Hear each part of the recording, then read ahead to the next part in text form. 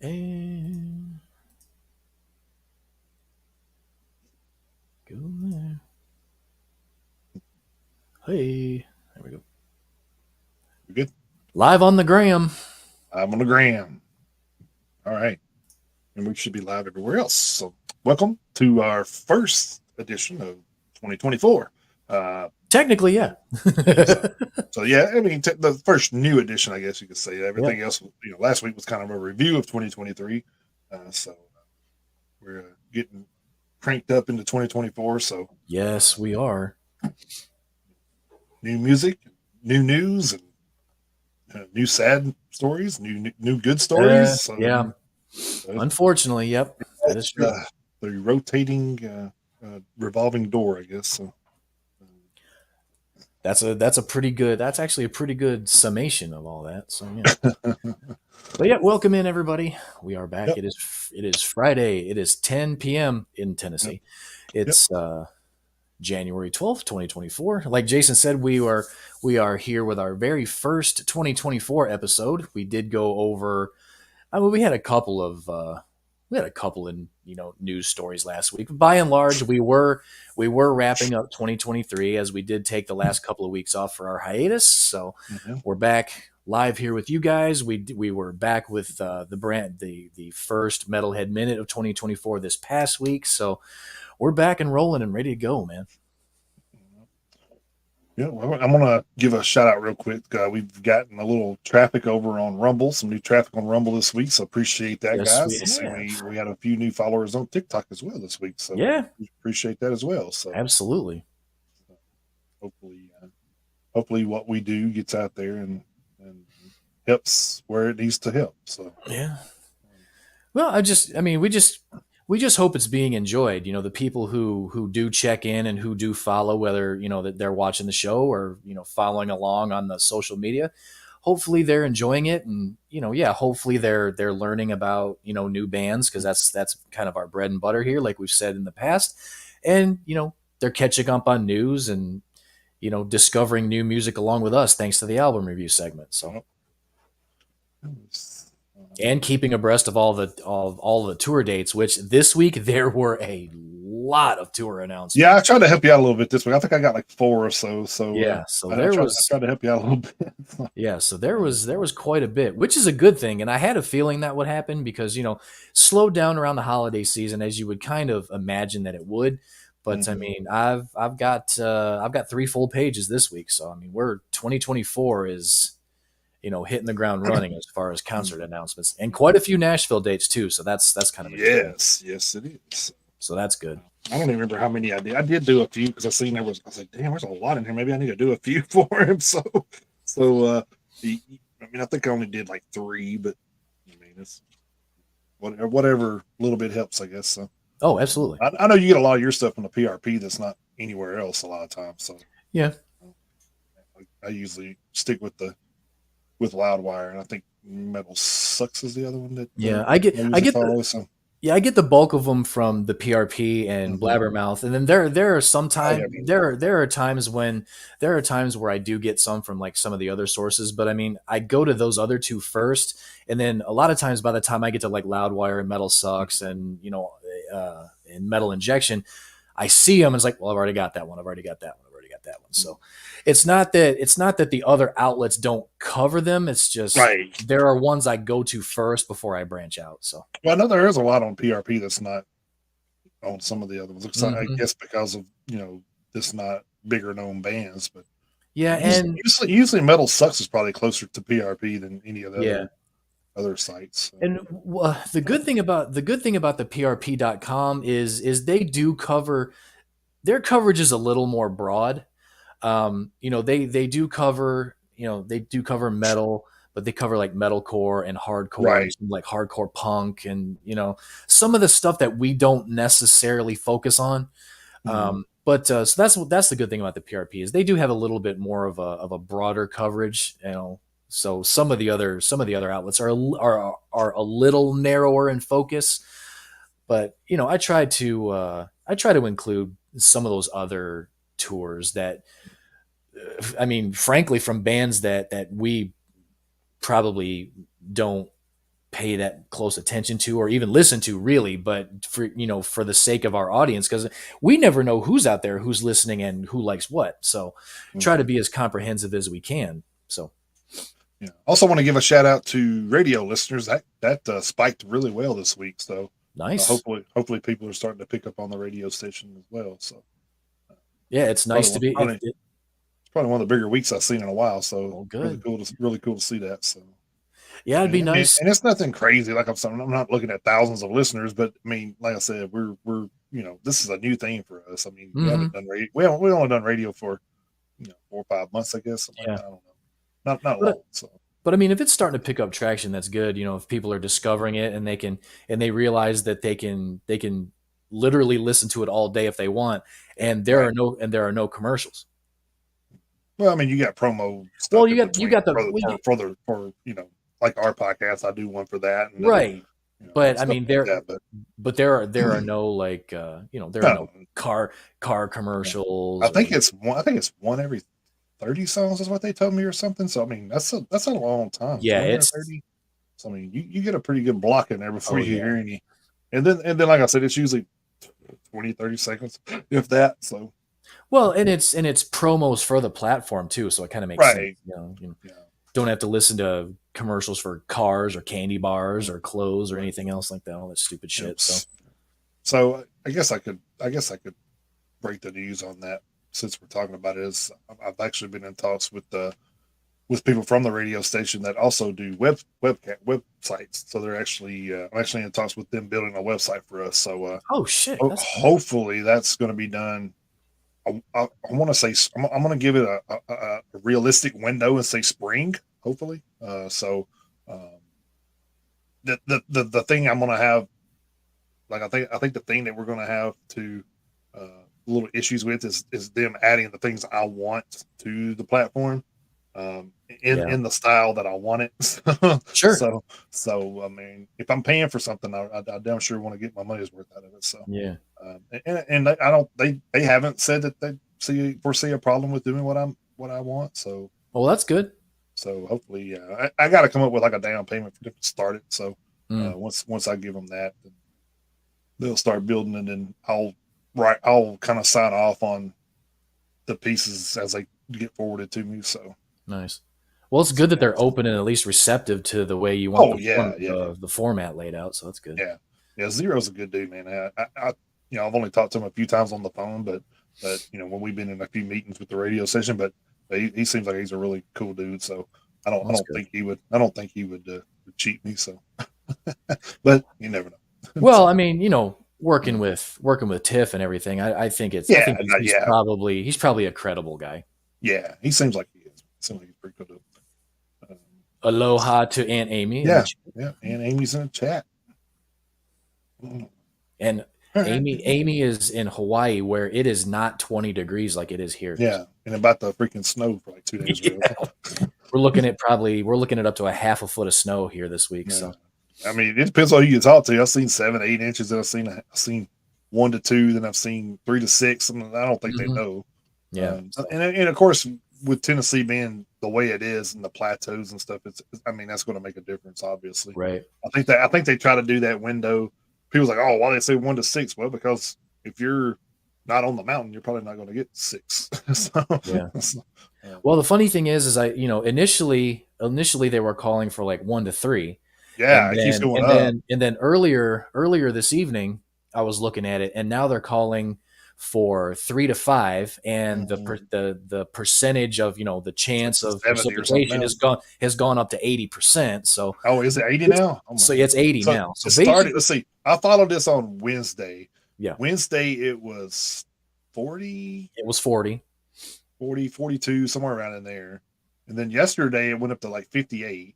Hmm. And then the day when I got on there it said 70. I said, Yeah, God dang. yeah. So it's So just like basically, so basically we're going to get something obviously. yeah, we're gonna be getting some snow. It's just a matter of how much. Amy, what's chilly? Yeah, right. Yeah. 68. 60, yeah. Like what I keep my temperature at, my thermostat at. Uh, She I could probably get our type of weather year round with the window open, yeah. Like, but we got to do a thermostat to get that kind of weather here. Right. You know, It's definitely all a matter of perspective. Yeah. It's all a matter of perspective. All right, I guess I will kick this thing off like always with a few birthdays here from the 6th of January until the 12th of January. Want to kick off with our very first one here. And as you can see, I'm kind of birthday shout out here. So Hell yeah. Tina Gunnarsson, vocalist for Hexed. Friend of the show. Yeah, yeah. So uh, happy birthday to her. Appreciate all they've done for us as much as we've done for them. Hopefully, so. But anyway, then we got Malcolm Young, guitarist for AC/DC, and of course, he passed away in 2017. Mm-hmm. Then we have Peter Lauren, vocalist for Trickster. Uh, January 7th, we had the Ivan Moody, singer songwriter for Five Finger Death Punch. Morgan Lander, vocalist for Carchaos, I think is the name how they pronounce that, Carchaos. But she's also the guitarist for Kitty. So, January 8th, we had Andrew Wood. He was the vocalist for Mother Love Bone.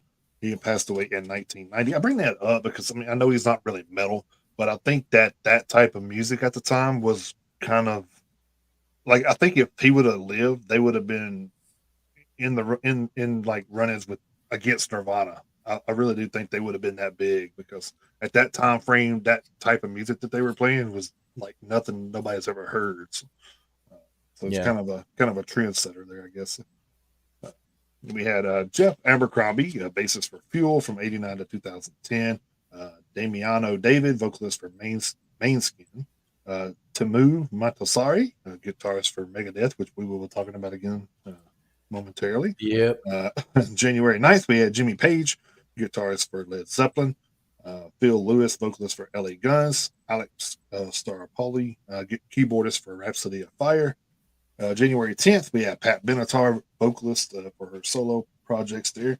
Nice. And like I do, I bring that up again because she was a trendsetter for women in this industry. So Major league influential and yes, one hell of a voice. Even now, she's yeah, like in her 60s now. She can still sing. if I heard her sing something a while back, I was just like, wow, that's great. She's still killing it. Yeah. Speaking of that, we're going to talk about somebody doing some stuff that we would never think of in Mm. a little bit. So, Yeah, I'm pretty sure I know where you're going to. Yeah. Michael Schenker, guitarist for MSG, UFO, and of course the Scorpions at one point in time until brotherly knuckles started flying. Yeah, those two want to kill each other. I swear to God. It's crazy if they still like that though. I mean, really, like, damn man, like That's a long time. Yeah, it's a long time to hold a grudge. Yeah, especially with a family member. Right. It's like, Yeah. especially in this type of industry, you would think they would have to cross each other at an airport somewhere. Yeah. At some point. Of course, January 10th, also, we had Brent Smith, vocalist for Shinedown. January 11th, we had Pavlino Makova, vocalist for Metal Factory. Then on January 12th, which is today, we had Rob Zombie, vocalist for, of course, Rob Zombie and White Zombie. And then Zach Pilarocha, vocalist for Rage Against the Machine. That's all I had. Did you have anything to add to those? Or? Nope. That's it. All right. We're all good there. Happy birthday to those. Trying to think if I had I don't think I had any personal ones, so Nope, not no yet. personal ones. Not yet. Not yet. One more week. Yeah, I've got one coming up at the end of the month, but not yet. Anyway, and of course, as always, if any of you guys out there listen, had a birthday, happy birthday to you as well. So. Absolutely. Let's see. Mid to upper 50s at night, maybe got above 70. Oof. Harsh. We make fun, Amy, but we're jealous. It's January and it's like I say, we're just jealous. So yeah, that's all. I definitely. You're surfing, we're snowboarding. Right? Yeah. So yeah, we're definitely jealous. People like this is the thing that I always hate about this Tennessee's snow is like people go fucking nuts. Like they're going to be trapped in a cabin for like 2 weeks because the weather here goes from 30 to 50 pretty quickly. So I mean, it's not does. Like if you got half a loaf of bread and a half gallon of milk right now, you're probably going to make it through the snow. I'm just saying. I mean, it's definitely not It's not a state that stays in the 30s for like months and months at a time. You know what I mean? It's like Yeah, This you're ain't Buffalo, New York, and shit. I mean, you're in a right. You're not in it for the long haul, yeah, so but people around here think they are. Like, yeah. I yeah. guess maybe So these people from out of state, other states, trip out. I don't know. Maybe they've never seen snow or something. maybe. Well, we do have a lot of Californians moving here too, That so is true. Yeah, so But I mean, people who are they may be regretting the decision right now. So, good, go back. uh, I mean, no, they're not all that bad. So, Of course, a lot of people probably said that 30 years ago when I moved here too. So oh, everybody definitely said that 30 years ago when you moved here. I will vouch for that. yeah. I remember being a teenager in high school and hearing people like, all these damn Detroit, Michigan motherfuckers moving down here. They even made jokes like, what's the worst thing? What's worse than a damn Yankee? Or what's worse than a, I can't remember, I can't remember how they like put the word, but the punchline of the joke was, what was worse than something? He said a Yankee with a U-Haul. So it's like, Ah. and that actually was sparked that joke here in the South whenever GM came into Yeah. the area. So Yeah. I definitely which resemble that remark. So yeah, yeah. which I mean it's I think growth is important, but I think too much growth is also Just way too a fast. killer, Yeah. of it's an economy killer because you're gonna jack everything up so high, and it's already doing it that you're not going to Hmm. be able to afford to live. So Yeah. it's Nashville's really going through that right now. well, I mean, we talked about this the other day where minimum wage or not minimum wage middle what do you call it? Middle what am I trying to say? I'm trying to say the middle people. The median income, middle class. Yeah. Middle class. There you go. The middle class people. When I grew up, it was like 30K. People were middle class. They made about 35K a year. Then of course, when my kids were born, I mean, middle class was like 40 to 50, and now middle class is like hell. You make 100K and you're still middle class. Like hell, you're never going to get out of middle class. They keep moving the middle class. Yeah. No shit. Yeah. But it's because of the economy. I mean, you have to Yeah. move. Your wages go up with the economy, and most of the time, Well, you would you like know, to hope at least. yeah. Well, I mean, in most places, I will say that. I mean, if you're in a job where they don't give you cost of living raises, then maybe find something that will, because that's not cool. You Hmm. got to be able to live and eat. So Yeah. unfortunately, that's part of living. So You know, be able to stay warm when it snows. You know what I mean? yeah, right. Yeah. Shit. All Yeah. right, man. Well, I guess we can crank up into some news of the week. I guess I ran it long enough. So Oh no, that's fine. That's fine. Yeah, we're gonna yeah. start off the current You think events. if you think about it, it comes into what stuff we talk about with concerts and stuff like that. Because I mean, everything raises. You pay more Yep. for this and that. Then you cut out concerts and bands suffer. And I Hmm. mean, it's a domino effect, man. It absolutely is. It affects everything. It affects it. Your it affects your needs, and then it affects your wants. And when it affects your wants, it can affect other people's needs, like you say. Yeah, Because if we can't afford to eat, you can't afford to go to concerts. You can't afford to go to concerts. The people playing at the concerts don't have people there. They're not making money. Then they can't afford to eat. So it's like, so yeah, it's all cyclical, and you know, it is a trickle down effect. It absolutely is. and in that case, and in those words, support local music. Yes. Absolutely, uh, absolutely. Especially March 16th or March 17th at the church at 117 in Manchester, yep. Tennessee. Well, and the 16th too in Huntsville, but the the the concert in Manchester, we will be live and in person Mm-hmm. there too. Also, Really good. all right. So we're gonna kick off the current event segment and 2024 this year. Unfortunately, we're going to start with the beginning of the in memoriam list. Unfortunately, Mm-hmm. leading off over at blabbermouth.net, according to Metal Sludge, veteran rock drummer James Kotak, who is best known for his work with Scorpions and Kingdom Come, has died. He was 61 years old. Kodak's daughter Toby told TMZ her father passed away Tuesday morning, January 9th, in Louisville, Kentucky, where he was born and lived until 1987, although further details about the exact circumstances weren't immediately available. Of course, if we find those out, we will update. In addition to Scorpions and Kingdom Come, Kotak had toured with such bands as Warrant and even Dio for a short run. James was also involved in various other projects, including the 1990s band Crunk, in which he sang lead vocals and played guitar. James's death was also confirmed by his Kingdom Come bandmate, bassist Johnny J.B. Frank, who took to social media to write, quote, "Rock forever in peace, brother James Kotak. James is in heaven now," end quote. Former Judas Priest and current KK's Priest singer Tim Ripper Owens wrote on social media, quote, "Horrible news about the passing of my buddy, bandmate, and amazing drummer James Kotak. We had some great times with a new Revenge / Project Rock. He's on the road video made to the Here's to Us demo. You will be missed," end quote. Poison drummer Ricky Rocket reacted to his friend's death, tweeting simply, "R.I.P. James Kotak," end quote.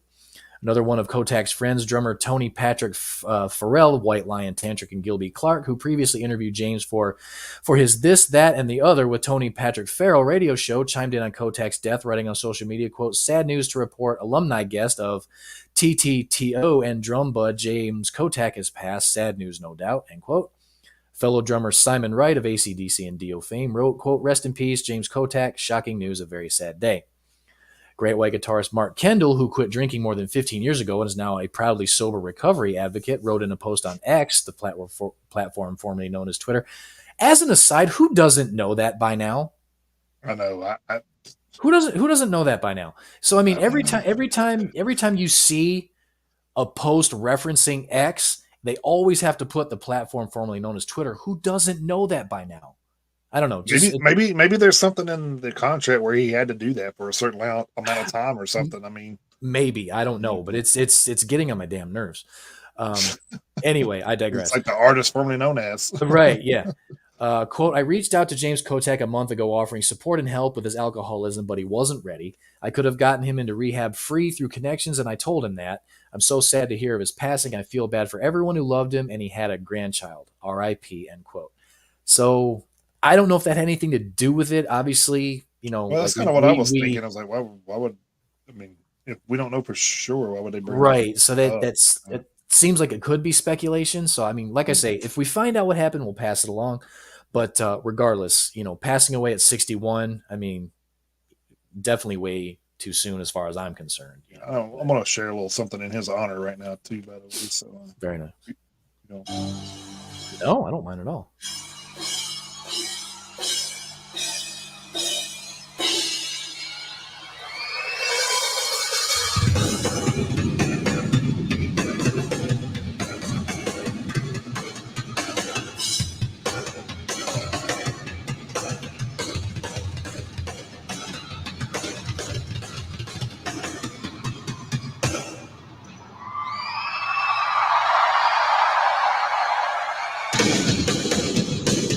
Always love the overhead views. Me too.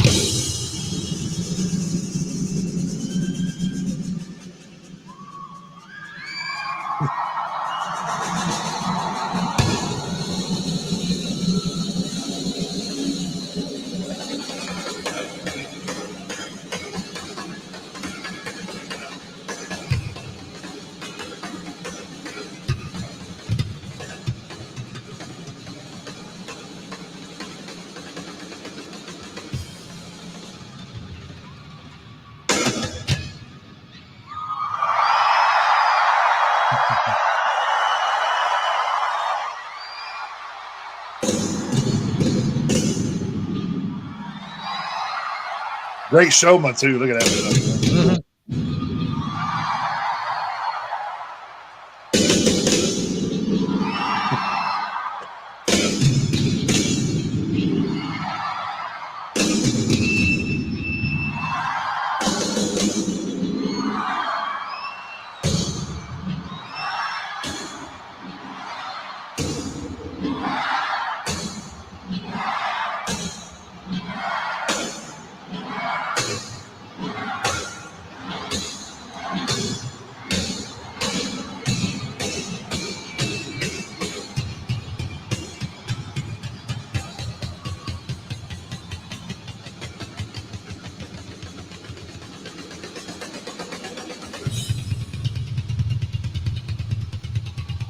Oh, he's gonna Hulk it up, man. Yeah, he is.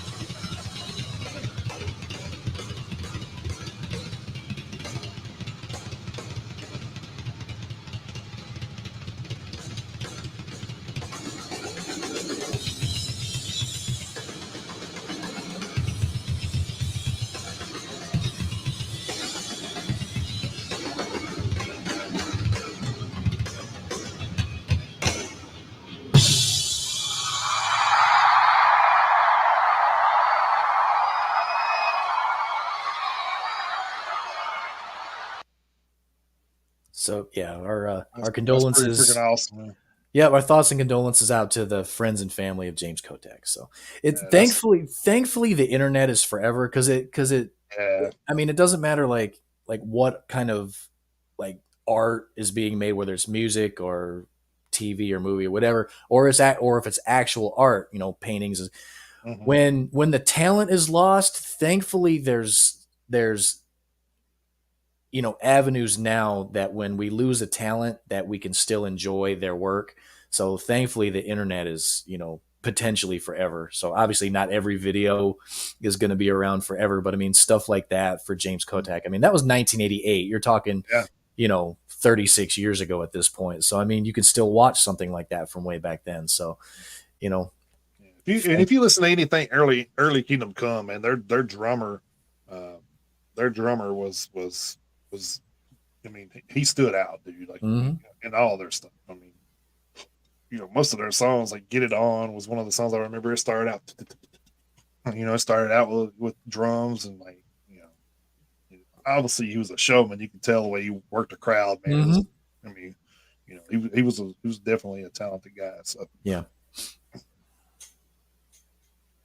Lamouth.net just did a 40, said he did a 48-day stint. Yeah. So Yeah. Well, who knows? who knows? I mean, death may have been alcohol related. They'll do the I toxicology and the autopsy and everything, so we'll I find mean, out. and it may not have been. I mean, if you a lot of times if you don't, come down like you're healthy in a healthy state, it usually has some repercussions with your heart and stuff. So, Yeah. I mean, you have to do that you can't just like cold turkey. If you've been drinking for 40 years, you just can't cold turkey do it. I mean, Right. It'll be a shock to the system. Yeah. yeah, it'll shock your system and mess you up even worse, man. So you gotta take that step, step process. So, Yeah. There's really only so fast you can go. mm, and we do encourage anybody out there with that, you know, if you do have that issue, reach out to somebody for help. Man. We don't, we Absolutely. want, we want to keep you around as long as possible, man. Don't, I know people say I'm here for a, good time and a long time, but, Yeah. you know, people around you want you here as long as possible. Yeah. You don't want to expedite the process. I mean. Right. She said that was reported by Keith St. John from Kingdom Come. Oh, So, okay. All so I right. mean, he would probably know. So Yeah. more than Mark Kendall would, Yeah. You would think. but of course, you never know. A lot of these guys are friends from that time and era. We seen that at the podcast convention we went to Oh yeah. with AJ Pero and Jason Masters and all those guys were all hailing each other as they went by, and Oh Ricky yeah. Rackman and all.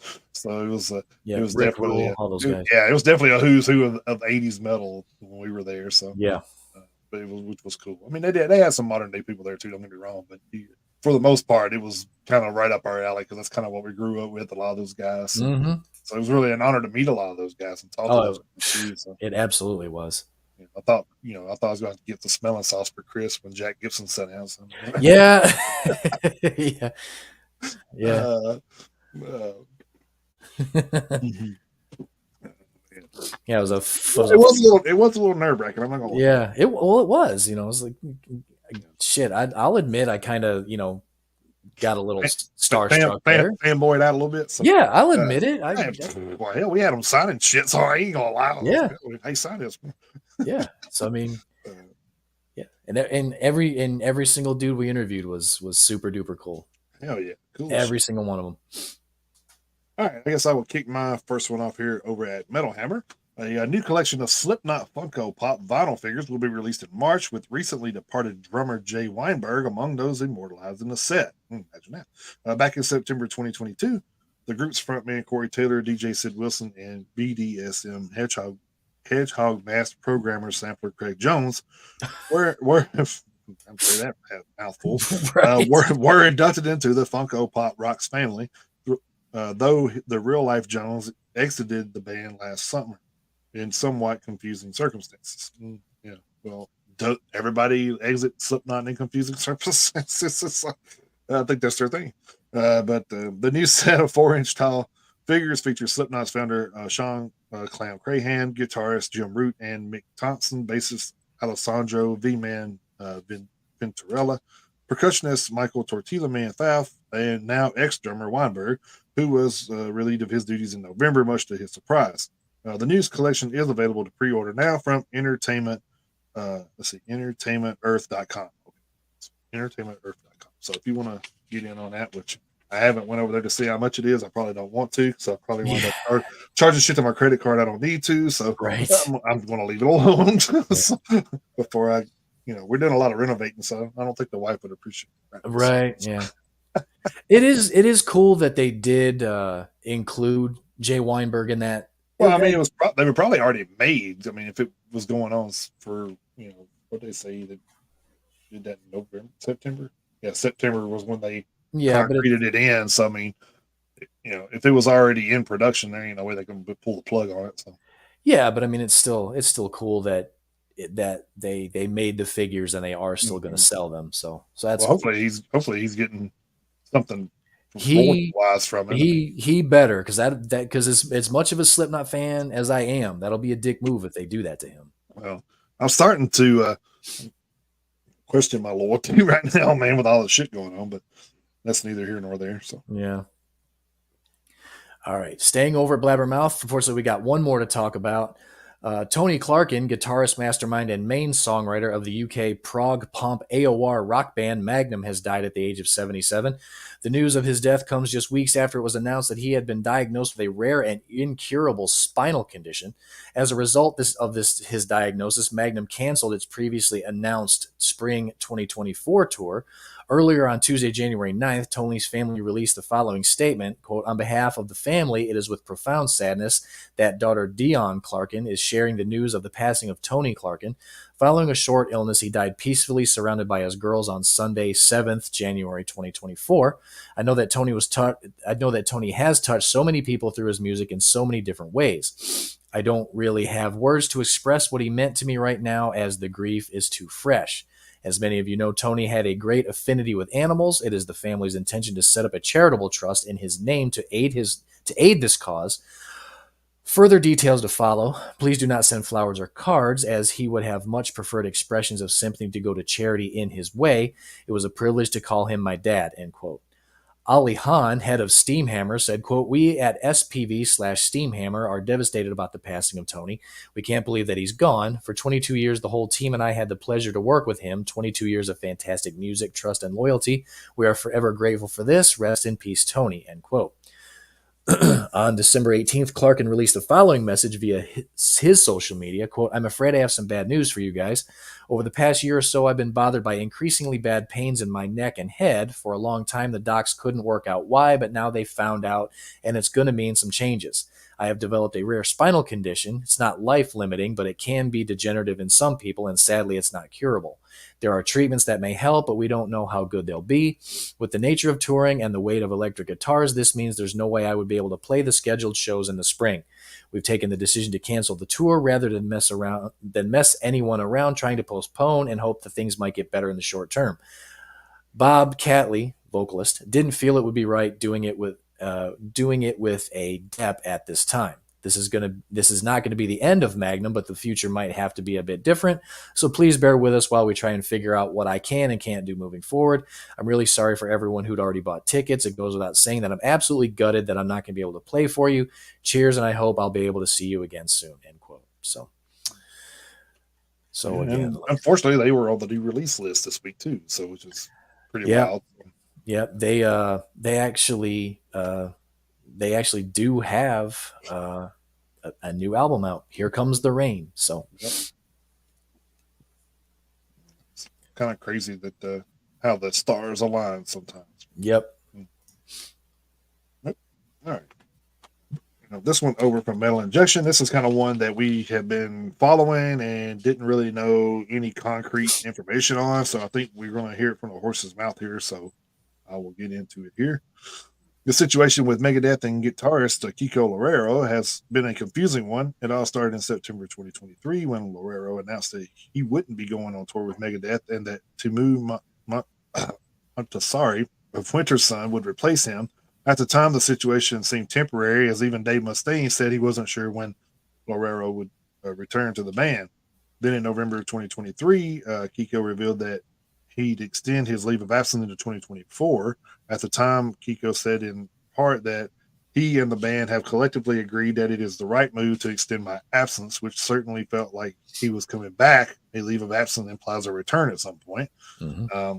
A few weeks after that, Kiko said in a separate interview that due to circumstances in my life, I have taken the liberty to choosing not to be a Megadeth. Keep in mind that neither Kiko nor Megadeth have ever issued a statement saying that uh, Lorero is permanently out and that Mantasari is permanently in. It's all been passive statements thus far, implying that Kiko is only out dealing with some family stuff.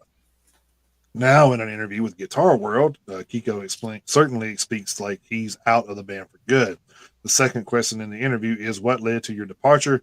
Being a permanent being a permanent situation rather than just a temporary thing." Lorero replied, "Quote: My proposal was not to do the September shows and help them find a replacement, which turned out to be Timu. But then I had some situations with my kids and had to go to the doctor, and I felt like I wanted to be home. And I get it, Megadeth must go on, right? Being able to pick and choose where and when I play is not going to be a thing. I mean, I guess it could be, but that's not the way it turned out. Maybe they felt like, well, Kiko might come out on the next tour and say the same thing, which I understand. So I told them, I understand if you guys feel that I'm unreliable. They kept asking me, are you sure? And ultimately, I had to take control because I knew I needed and wanted to be at home. People who don't have kids won't understand, while if you do, you will." End quote. Maria was then asked if the idea of going from being in Megadeth to unemployment scares him. He replied, "Quote: No, I was playing a lot with Megadeth, and I could have kept doing tours, But if I did that, I felt my home life would be worse. And look, everyone survives in this scenario. I have the option of not being in Megadeth, even if you never know the future. And I chose that option so I could be at home. I don't want to regret any of my choices about my kids in 10 years because I wasn't there. The type of freedom I was talking about was deciding what you want to do with your life, not specifically freedom from Megadeth. I totally understand that having the freedom to decide that, like this is a luxury. It's not like in the past when I had to worry about my next meal or bills, or I could decide. It took courage to decide to be with my kids, but I knew they needed me to do that." End quote. So stay tuned. But it sounds like Guerrero is permanently out and Mentazari is in. That Mm-hmm. or Marty Freeman is coming back, which feels very unlikely. Yeah, Yeah. thanks for starting that rumor, but that's Yeah. not going to happen. Well, I did see a story that did say that Kiko did kind of try to get him back. He did, but I don't think Marty's interested No, anymore. I he's mean, he's not. He's he's basically, doing his own thing, and he's pretty yeah, successful at what he's doing right now. he really I mean, is. there's not many people that only play instrumental stuff that could pack an arena or a show just playing instrumental. I mean, Mhm. it's unreal, dude. Like the people that were there at the show that I seen, I think he opened for Queensryche when I was there. I think so. I think that's right. Yeah. I think it was Marty Friedman, Trauma, and Queensryche that I went to. So, Yeah. but uh, but yeah, so it was amazing just the people that were into just him playing. I mean, Hmm. they didn't give a shit whether there was vocals with it or not. So Yeah. you don't see that a lot, which is pretty wild. Not really, I but mean, you would think very few people could probably get away with it. I hate to say Ingve, but Ingve could probably get away with that. he can. He Steve can. Vai. I mean, you got people that could definitely get away with it. Uh, But yeah, you could probably count on one hand. How the maybe into the second hand, but I don't think you're getting too many more than that. Like literally people who are a draw that are mhm. just playing instrumentals. NGC 3741 on Twitch. What's your favorite non-metal song? Oh Jesus. uh, God damn. Um that's a hard one. I don't that is a very hard one. being as I don't sway much from metals. Man, I It'd probably be something from '90s hip hop era, maybe or rap. I would say not hip hop, but probably '90s rap era. Uh, yeah, I don't ooh man, I don't know cuz I mean cuz that's the funny thing is I thanks to my parents, I got it I was a rock and roller. Mm-hmm. as a kid, basically based on what they would listen to, like Journey and Blondie and stuff like that, stuff that stuff that isn't Yeah. Well, isn't heavy metal. So I mean, That's not metal. So if you want an answer from me, I mean, just if I have to give you an answer right now, I would probably say like Separate Ways by Journey. it's a good one. So that's I can't even really say that's my favorite, but I mean that's probably one of those songs from my childhood that I remember and can still listen to with no problem thanks to my parents and some of the stuff that they would listen to when I was a kid. So probably Separate Ways by Journey would be my answer if I have to give one. I think that's kind But of hard. That's a really tough question, especially for our age group, because I think when we grew up, you picked a side. I mean, MTV was pushing hip hop and R&B and yeah. that type stuff, and then you had the rock and metal side. So you had your Def Leppards and ACDCs and Hmm. Metallicas and all that stuff on this side. So you picked a side, so and that's kind of where Yeah. you stood. You didn't really.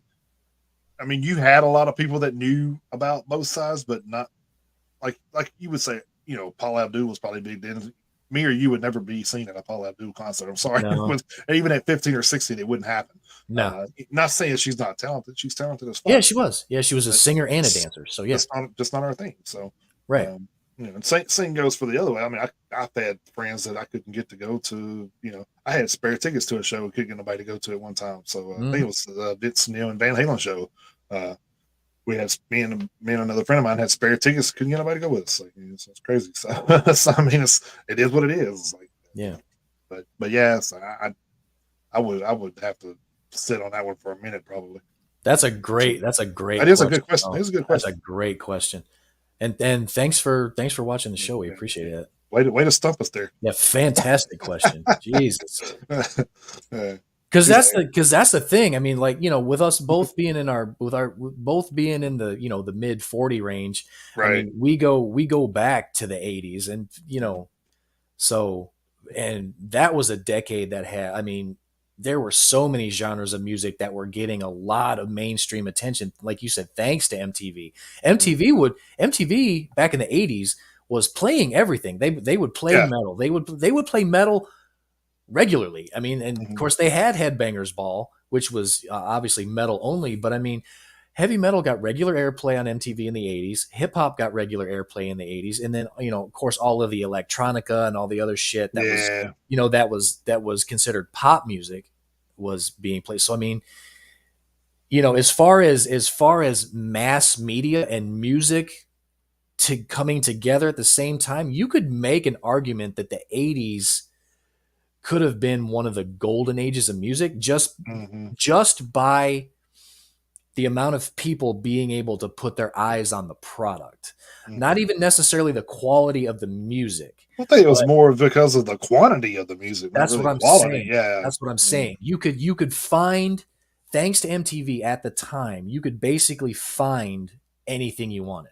Mm-hmm. So I'm not even necessarily trying to say that it was the greatest time for music itself, because like I say, Yeah. decades before, of course people older than us would probably be like, man, the 50s and 60s with Elvis and the Beatles and all that would The disco probably, era and yeah, shit. they would probably have that argument. But all I'm talking about is music and the being able to get it.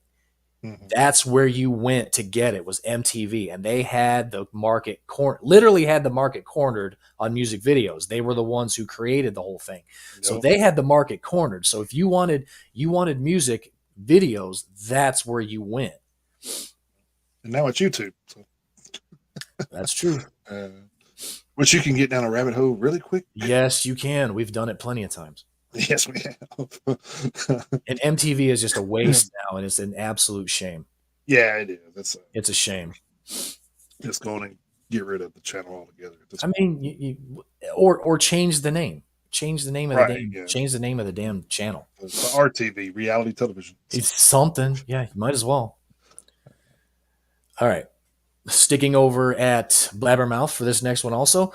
Long running Swedish death metalers Grave have parted ways with bassist Tobias Christensen and guitarist Mika Lagren on Friday, January 5th. Grave, because I know you're thinking January 5th was last Friday, and that's true. I saw this story come out after we went off the air. So Yeah, no, you're good. with it being a lineup change, we always like to talk about these so everyone kind of knows what's going on.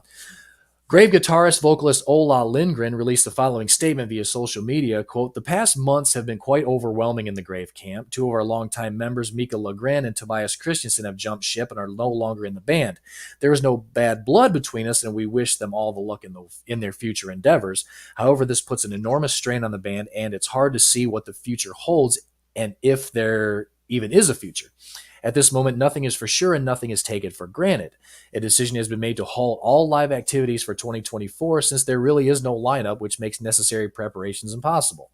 The main focus for this year will be to restructure the band if possible and to hopefully write, record, and release a long awaited new studio album." End quote. Tobias said in a separate statement, quote, "I want to inform everyone that I have left Grave. After much consideration, I felt it was best for me to depart. I want to thank the band and the people that we have been working with over the years. I will continue to play in Necrophobic, Darkened, in Aphelion, and as a session player with other projects. I love to play and I love to be on stage. That's the most rewarding thing in my life, and I never want to give that up, and it's something I want to do as much as I can. I joined Grave in 2010, and it has been part of my life for the past 13 years. I have been fortunate to meet lots of fantastic people throughout the years, and it has brought me to places around the world that I would never have had the chance to see if it wasn't for Grave. For that, I am forever grateful. I want to express my deepest appreciation to every single person that have bought tickets to any of the hundreds of shows that we have done over the years. I hope to see you all in the future." End quote. One of the very first Swedish death metal bands along Nihilist, Morbid, Treblinka, Grave released its first demo in 1986 under the band name Corpse before they switched to Grave in 1988. Grave's debut album, Into the Grave, arrived in August 1991 through the then young record label Century Media. So there we go. We'll keep you guys updated if and when Grave announces the replacement members. So kind of strange. They decided to just kind of shit can all their plans for 2024.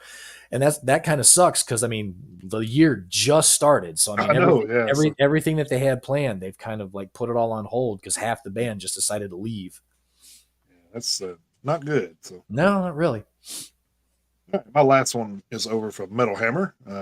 This one has gotten some backlash on social media, so Oh, boy. cover this one a little bit. Slipknot frontman Corey Taylor has canceled his upcoming North American tour, citing issues with his physical and mental health. The dates in support of last year's CMF2 post traumatic blues album were scheduled to begin on February 3rd in Toronto, Canada, and climax a month later in Omaha, Nebraska. Quote, "Is with heavy heart that I announced the cancellation of my upcoming North American tour," says Taylor. "For the past several months, my mental and physical health have been breaking down, and I reached a place that was unhealthy for my family and I. I know, I'm just kidding. I know this decision will come as a shock to some and may be regarded as unpopular by others, but after taking a hard look at where I am and where I was going, I needed to pull myself back and be home with my family for the time being. Those of you who bought tickets and VIP packages for this upcoming run will get a full refund. I send my love to the fans, my band, my family, my friends, and everyone who's helped me get here thus far. I promise I'm doing everything I can to be as healthy as I can be. Until then, my apologies to everyone we would have seen on the tour, and hopefully we will see you again down the line." So and there was a lot of backlash with this. I mean, people were like really uh, pretty pretty rude and stuff about him announcing this on his social media. I think they eventually had to cut comments off because it was just so stupid. But Where the hell is he supposed to announce it? yeah, so well, I mean, the thing is, it's like it's like you shouldn't give people shit over having mental issues. I mean, Right. if you got a mental issue and need to step back, that should be understandable by all. I mean, just because you don't have a mental issue, don't mean Yeah. people don't have issues that weigh on them.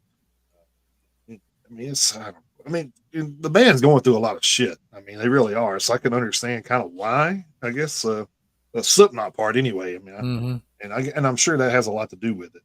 Uh, it's hard to go out on the road with all that weighing on your mind about lawsuits and Yeah. all this all the good things that we talked about with Popo figures, Pop Funko figures isn't all what's going on with Slipknot. So Right. And hell, Slipknot doesn't even have a drummer at this point. So I mean, right. So I mean, that's another thing. You have to go out and find that, which I'm sure Sean's probably going to be in charge of that anyway. oh, So, I'm sure he probably is. And the funny thing is, I mean, you can, I mean, if you had tickets to one of these shows on this tour, it's okay to be bummed out. That's understandable that you're bummed yeah, out, because you wanted to go see him play, and we totally get that. But at the same time, to give this guy shit for trying to watch out for himself, this dude, I mean, he puts his pants on one leg at a time, just like the rest of us, and this guy's been busting his ass traveling the world since the menu for late, a lot of years. since the late 90s. He's in his early 50s, 50 or 51 at this point. I mean, so, I mean, he's getting up there, so, I mean, And he's went Slipknot, Stone Sour, Slipknot, Corey Taylor. So right. Yeah. So, I mean, I mean, he's stayed busy throughout the time. So it's not yeah, like he, he's taking any time off to do anything. So, Yeah, so I mean he's got a wife, he's got a family. So I mean, he's getting to the point now where he's gonna have to start making some decisions. And you know, I guarantee you this isn't a decision he wanted to make. Nobody ever wants to make this decision because every single one of these guys love what they do for the most part. Probably not every day because it's still work, and even people who love their jobs don't love their jobs 100% of the time. true. So these people want to perform for their fans. So it's never the decision they want to make. So people being assholes about it, they're the ones who are the assholes. Mhm. So I mean, like I say, be bummed. That's fine, but I get mean, your re- prime examples when we were going to buy tickets to the Static X show with Devil Driver opening, right. and Des Fafara had to take off to be with his wife that was Yeah, dealing because she with had cancer for cancer. fuck's sake. Yeah, yeah. So God forbid the guy take off to go be with his wife for having Yeah, I cancer. mean, fuck him, right? I mean, goddamn, So I don't know, So man. you gotta be a little bit more passionate, a little less selfish when it comes to things like that, man. That's Yeah, I mean, the general public can just be stupid sometimes. I mean, for crying out loud. But so, obviously we wish the best for Corey. And we wish the best for everyone who decides, hey, I need to do what's right for me so I can get better and then get back out and perform for all my fans. So I actually think it's I take think time to reset. right. I think it's the right thing to do for everyone involved, for the artists themselves, for the the product the product that they put out. I was about to say put that up on the screen. Yeah, Jason from Halo Scars stopping in. How the hell are you, Jason? In today's society, everyone believes they have the right to say anything they want behind the computer screen. And everyone's entitled to their opinion. They genuinely are. But I mean, being an internet tough guy and thinking that you can be a prick to Corey Taylor or whoever just because they decide, hey, look, I need a break. I'm sorry that I scheduled this tour and I'm sorry that I need a break, but I need a break. So just, give me some time. And then, people want to be assholes, which I I'm mean, gonna, I'm I mean, gonna I talk get, shit because I mean, I they'll guess, never find me in my mom's basement. right. So, I guess, technically you can do that, but you just look like an asshole. You really do. There's really just no two ways about it. Like I say, you can have your own opinion and you can be bummed that you don't get to go see the show, but get your refund. Keep an eye out for when he does come back. Yeah, Get tickets to the next one and at least enjoy the you, next one. at Give the least you, guy a break. you'll probably get a refund faster from him before the people from Blue Ridge does. So, I I was just thinking the same thing. I was thinking the exact same thing. uh, But yeah, Jason, you're absolutely right. I mean, you know, everyone people forgot what. Well, Mike Tyson said everyone's got a plan until they get punched in the mouth. yeah, exactly. but you're Same, absolutely. same thing. It is the same basic principle though. But yeah, you're 100. You are right, Jason. But yeah. Oh, and Jason, congratulations, by the way, on the show announcements, man. That's awesome. Yeah, we'll actually be talking about that in the touring section, I'm sure. So Yeah. Yeah. So yeah. definitely excited for you guys. So Yeah, congratulations to all. they've gotten opportunities to open up for some big name bands, man. And you usually don't get that kind of opportunity being around, in the short time that they have. So Yeah, it's a really good sign, man. absolutely. Just don't forget us little folks when you I blow know. Yeah, that's right. Yeah. up. uh, All right, I've got one more that I'm gonna tell, do, tell and Dino we have a podcast. He's welcome to come oh God, yeah, hell yeah, absolutely. on. But all right, going over to PRP for what I'm gonna make my last one. Code Orange have announced the cancellation of their upcoming headlining run and several other live appearances, citing serious health issues with their guitarist Dominic Landolina. Among those plans canceled were a trek that was to see them joined by Gel, Teenage Wrist, Soul Blind Spy, and Gridiron. A statement issued by Code Orange today, January 12th, reads, quote, "It pains us deeply to announce that we are canceling our upcoming headline tour as well as the Shipped Rock Cruise / Pulp SummerSlam around it. Our guitarist Dom has been dealing with serious health issues over the past year that have led to his inability to play, perform and live comfortably. While he gritted through our fall performances, his issues were exacerbated by them.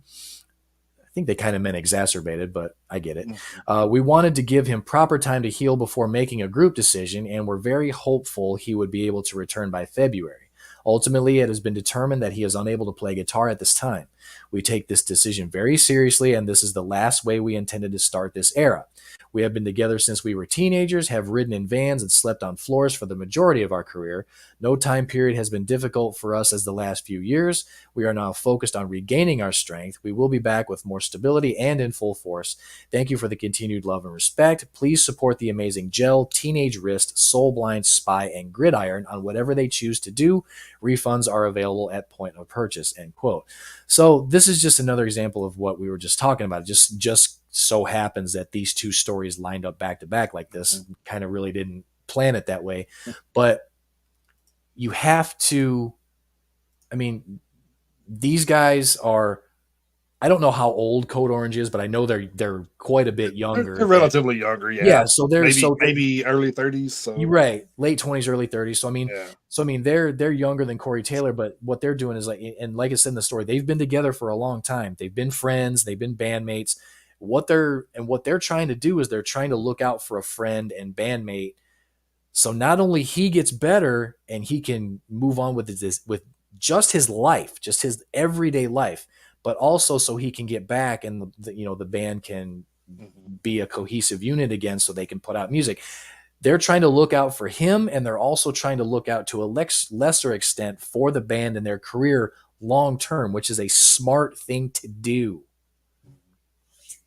As far as I'm concerned, it's a smart thing to Oh do. yeah. I mean, take a little bit of time now, because like I say, he fought through the fall schedule, but Mhm. they just got to the point, man, I got to tap out just for now, just so I can have some time to just be back at 100%. And it's Right. the wise thing to do, especially and Code Orange really, in the grand scheme of things, Code Orange hasn't been around for long, and they've still been making a name for themselves. Mhm. So for them to be able to have longevity, There's people like Corey Taylor and play this that they were the next big thing. So I mean, well, and it's Code Orange was actually on the bill with Slipknot before the pandemic shut all that shit yeah, down. So Code Orange was going to be touring with Slipknot at one point.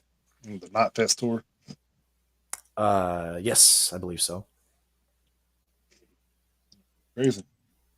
But yeah, so that was actually my last story, also. So So in other headlines, Metallica's James Hetfield wants someone to put a straw on his microphone. So it's like I guess he could drink and have a cup holder on his microphone or something. So oh, okay, I think that's what the actual story was talking about. okay, all right. Which that's kind of funny. Well, kind of makes sense. Sleep Token's "Take Me Back to Eden" was the most streamed metal album released in 2023 on Spotify, which I still haven't listened to it. well, you ain't so I just say just I saying. I'm kind of I'm kind of So, on. so we've talked about this. The reason why these bands are the most listened to is because they're the ones the media is behind. Sleep Token, Mhm. Spirit Box. Those bands are fairly young.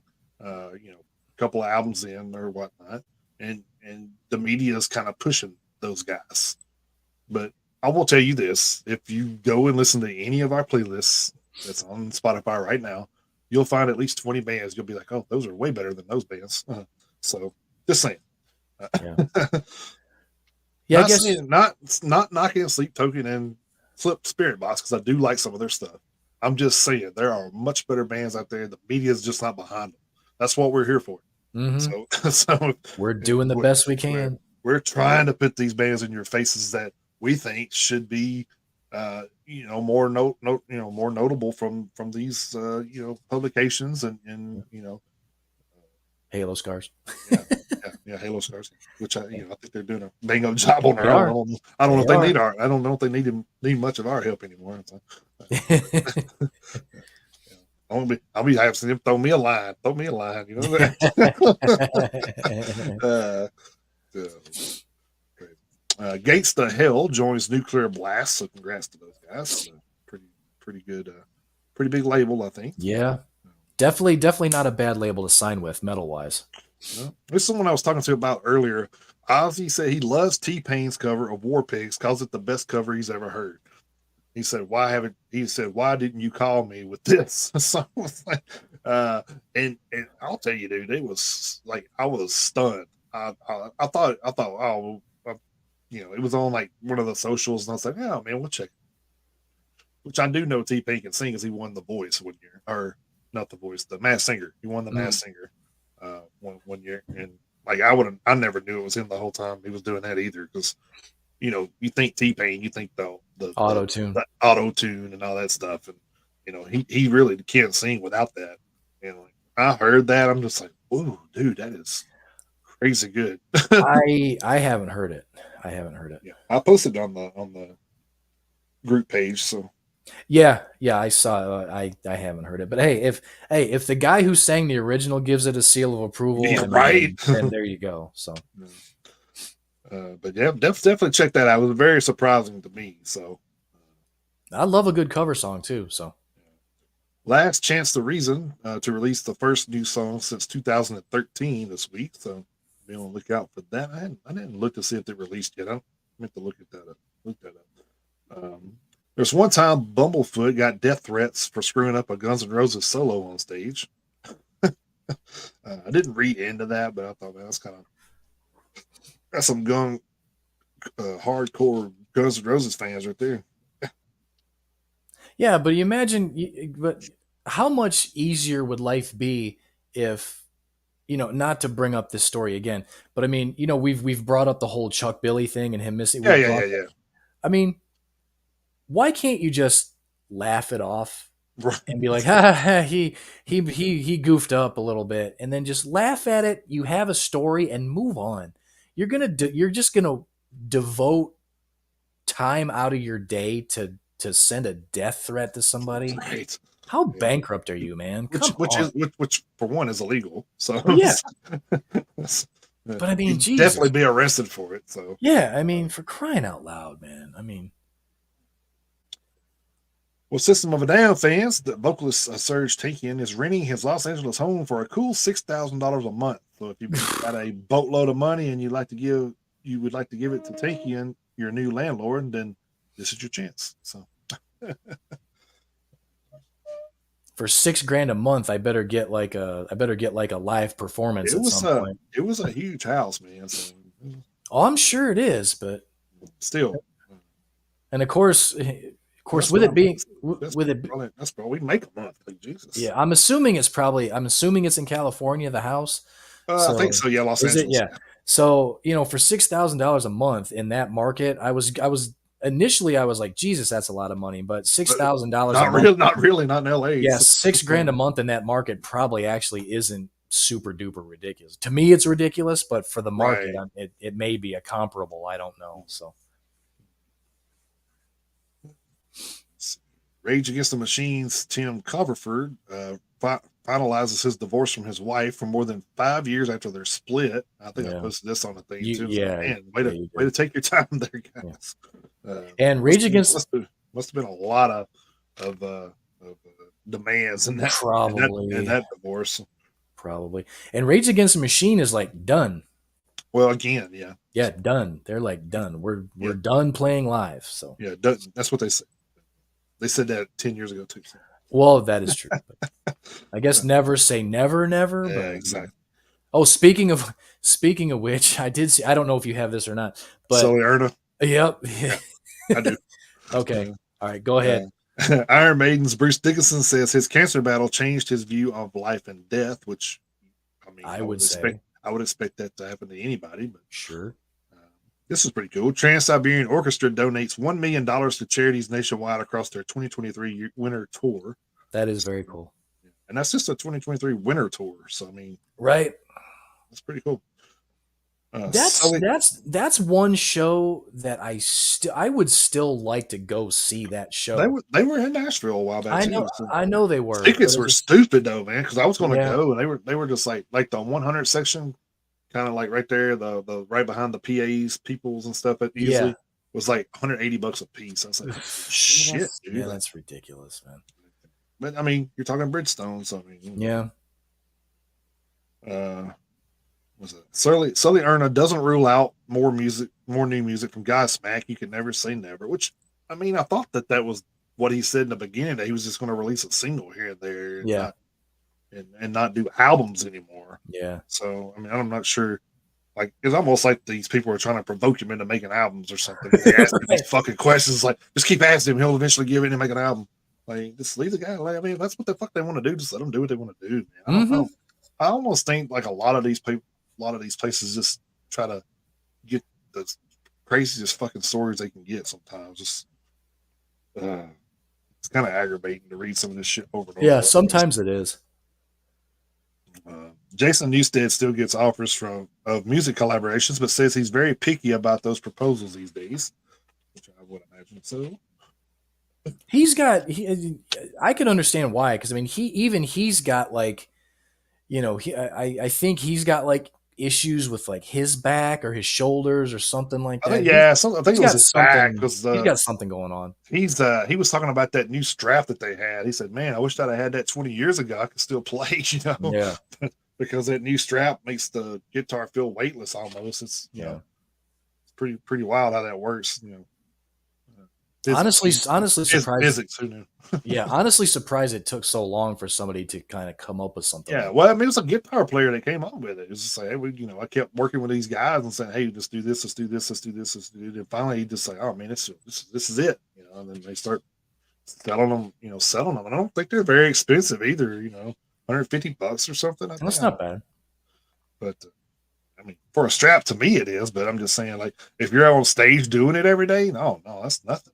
Yeah, and I'm sure the benefit outweighs the cost. So Oh well, yeah, because I mean, I think this guy was talking about he had like back surgeries and all kind of stuff, and it's like it didn't even affect him anymore with King. He couldn't carry a guitar anymore after he had his back surgery. He said, and then but got the strap made, and it's like it feels like there's nothing there. Like, that's pretty that's cool. good.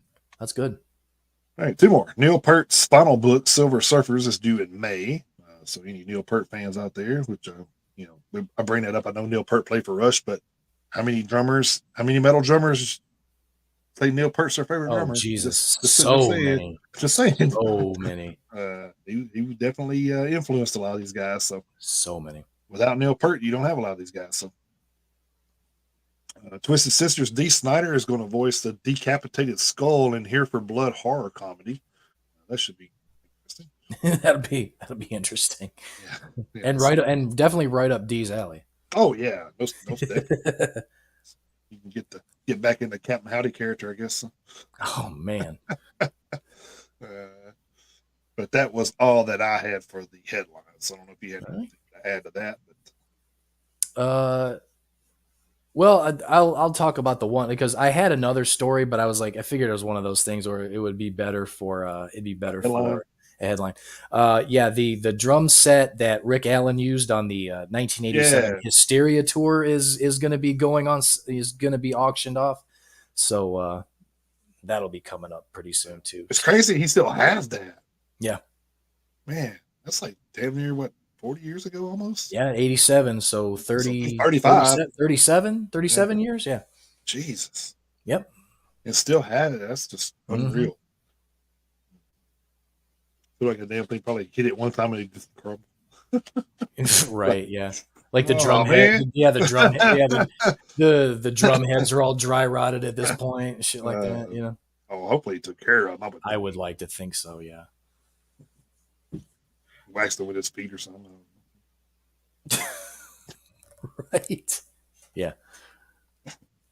Yeah. I need one of them. Um, this we will switch gears over to hitting the road since we do have a lot of that. We do. I got a few here, so I will try to help us a little bit here. All right. It's probably not going to be much, but I got three. So Every little bit helps, man. yeah, I wish I should have did more, but I was That's fine. crunched for time with everything. So That's like I said, fine. I I got keep. I got all this shit going on here, so Yeah, it's cool. Yeah, it's but, fine, man. I keep up with it. I I'm in keep up with it daily. So I'm in a construction zone right now, so yeah, yeah, you literally are. Yeah. everywhere. Saying, Hmm. now I'm doing windows, so I'm just like I'm in the middle of everything. Oh Jesus. Uh, Okay. Yeah. yeah, so I got a bathroom tore up, doing windows. So uh, the things we do to plan for retirement, I guess. Hmm. Yep. All right. Static X and Seven Dust have announced a third leg of the Machine Killer co-headlining tour with support again coming from Dope. That third leg will kick off on April 28th in Salt Lake City, Utah at the complex and end on May 18th in Minneapolis, Minnesota at Myth. Uh, I do know they're here on the second leg of the tour, February 28th. 28th, I believe. Yeah. Yeah, yeah, and Brooklyn Bowl. So, and then Clutch announced their New World Samurai US tour featuring Blacktop Mojo and Native Howl. And like, I forgot about Native Howl until they brought this up. Native Howl was the creators of Thrash Grass, which is, I think we've talked about this a long time ago, and I haven't brought it back up again because the name never popped back up. It triggered it for me, and I'm like, I wonder how many people that watch now don't know about Native Howl and their Thrash Grass, which is a thrash bluegrass crossover. And it sounds crazy. It does, but it works. Trust me, it works. I've seen them play on some TV show, and I'm just like, what the fuck? How did they do that? Like it was like, I mean, it wasn't like overwhelmingly good, but it was really good. I mean, it was still like, wow, this is pretty damn good. It's like you would think like that shit does not go together. It's like peanut butter and anchovies or something. No, it was all right. But And so, you got one person out there going, "What's wrong with peanut butter and oh, anchovies?" right, yeah, yeah, yeah. Well, nothing to you, Right. but the other 3 million people in the world's like, ugh. Yeah. Yeah. Ew. Nasty. Anyway, the dates on the Clutch show kicks off on 426 Richmond, Virginia at the National, ends on May 18th at Belvedere, Illinois at the Apollo Theater AC. I don't know what the AC means, but you definitely want to you definitely want to have the AC in May. So, Yeah, uh, you do. and then of course they will be at Pelham, Tennessee on May 9th at the Caverns, which I might That go to that. I want to go to that show just because of where it's at. that is a cool. I've been to the caverns, not for a show, but we Angela and I took a tour We're of down there, okay. of the caves itself. They have an outdoor amphitheater that I believe has a max capacity of like 6,000, and Oh, then nice. actually inside one of the caves Yeah, I knew they had an indoor they one. have Yeah. a concert venue. I think the guy told us that they can get 1,500 people in there. Oh, So I nice. don't know if this is good. Of course, it's in May. I would rather it be inside. So I Yeah. don't know if this show is planning to be inside in the cave or outside at the amphitheater. But either Mhm. way, it's a pretty cool venue. The only bad thing is it is off the beaten path. Holy shit. I mean, you can take 20, you take 24 to get there, headed out towards Chattanooga. So you take 24 to get there, but when you get off the interstate, it's a bunch of these really narrow side roads that basically in the side roads you take, it basically ends at the cavern. So Oh, okay. if you're going out there, anyone listening, if you're headed out there, follow your GPS. It'll get you there. And trust me, you're going to think you're going the wrong way, but you'll get there. So it does, once you get off the interstate, you do take some very, very narrow back roads, but it's a pretty cool place. I've never seen a concert there, but I bet it would be cool as hell. Yeah, I want to see a concert there. I've seen some pictures of it. It looks pretty wild. So Yeah. that may be. I may check into that. Depends on depends on what else comes around in May. Right. So Cattle Decapitation and Carnifex announced a Chaos and Carnage tour in 2024 that will kick off on April 30th in Mesa, Arizona at the Mile. That ends May 26th in Las Vegas, Nevada at the House of Blues, and they will be in Nashville on May 8th at the Brooklyn Bowl. And Brooklyn Bowl's just getting them all this year, so Yeah, they are. which is okay with me. So at least I don't have to pay $180 a ticket. Yeah, no shit. Just saying, Brooklyn Bowl's a cool ass venue. it is. It really is That's a a good cool venue. and it's kind of kind of downtown, but not immediately downtown, I guess. Yeah. So it's kind of like Yeah, it's off a third, so it's out yeah, there. It's out there a little ways, but yeah, it's not right smack downtown in the middle of everything. If anyone's ever been to Nashville, if you know where the Bicentennial Mall is and the State Theater, it's a couple blocks up from that, headed towards 65. So it's not bad to get to. It's but not bad that to is get to at all. all I had for hitting the road. So All right, well that definitely helps out. So, starting off my contribution to Hitting the Road for the week of the 6th through the 12th, starting off over at the PRP as always, we have See You Next Tuesday going on a U.S. tour with Mutilatrid, Mouth Breather, Noisy Neighbors, Implosive Disgorgence, and Thin appearing at select dates on various varying lineups. Starting April 19th in Pontiac, Michigan at Pike Room at the Crowfoot, finishing May 4th in Indianapolis, Indiana at Black Circle. They will be in Nashville May 3rd at Dark Matter. Korn has announced 2 new dates for their UK tour, August 8th in Scarborough, UK at the Open Air Theatre featuring Wargasm and Loathe, and August 9th in Halifax, UK at the Peace Hall featuring Loathe. Cro-Mags has announced a southeastern tour with Snafu and Writhings appearing at select dates. That tour starts February 15th in San Antonio, Texas at the Paper Tiger, finishing February 25th in Austin, Texas at Come and Take It Live. They will be in Nashville on February 21st at the Cobra. Seems like kind of a small venue for the Cro-Mags, but yeah, but I mean, you want to get up close and personal with that band, go to that show. yeah, there you go. Yeah, you You will definitely get up be person. you will be able to get up close and personal with that. Again, another cool venue in Nashville. It's small, don't get me wrong, but it's a cool venue. Parking's a bitch, but other than Yeah, that's true. But the venue is pretty neat. yeah, it's pretty Uh, cool. yeah, the Obsessed, Howling Giant, and Go Zoo are going on a U.S. tour starting March 13th in Philadelphia at Milk Boy, finishing April 12th in Brooklyn, New York at the Meadows.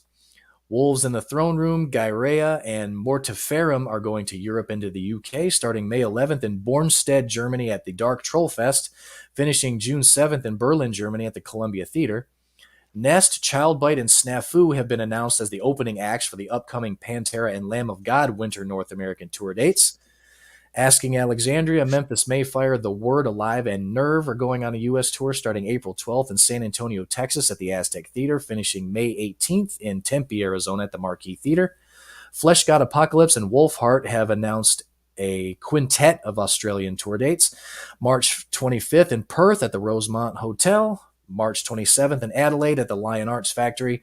March 29th in Brisbane at the Back Room. March 30th in Sydney at the Crowbar. And March 31st in Melbourne at the Espy. Darkest Hour, I Am, Somnuri, and Filth Eternal are going on a North American tour starting February 29th in Richmond, Virginia at the Canal Club, finishing April 6th in Washington, D.C. at the Black Cat. They will be in Nashville March 3rd at the Exit Inn.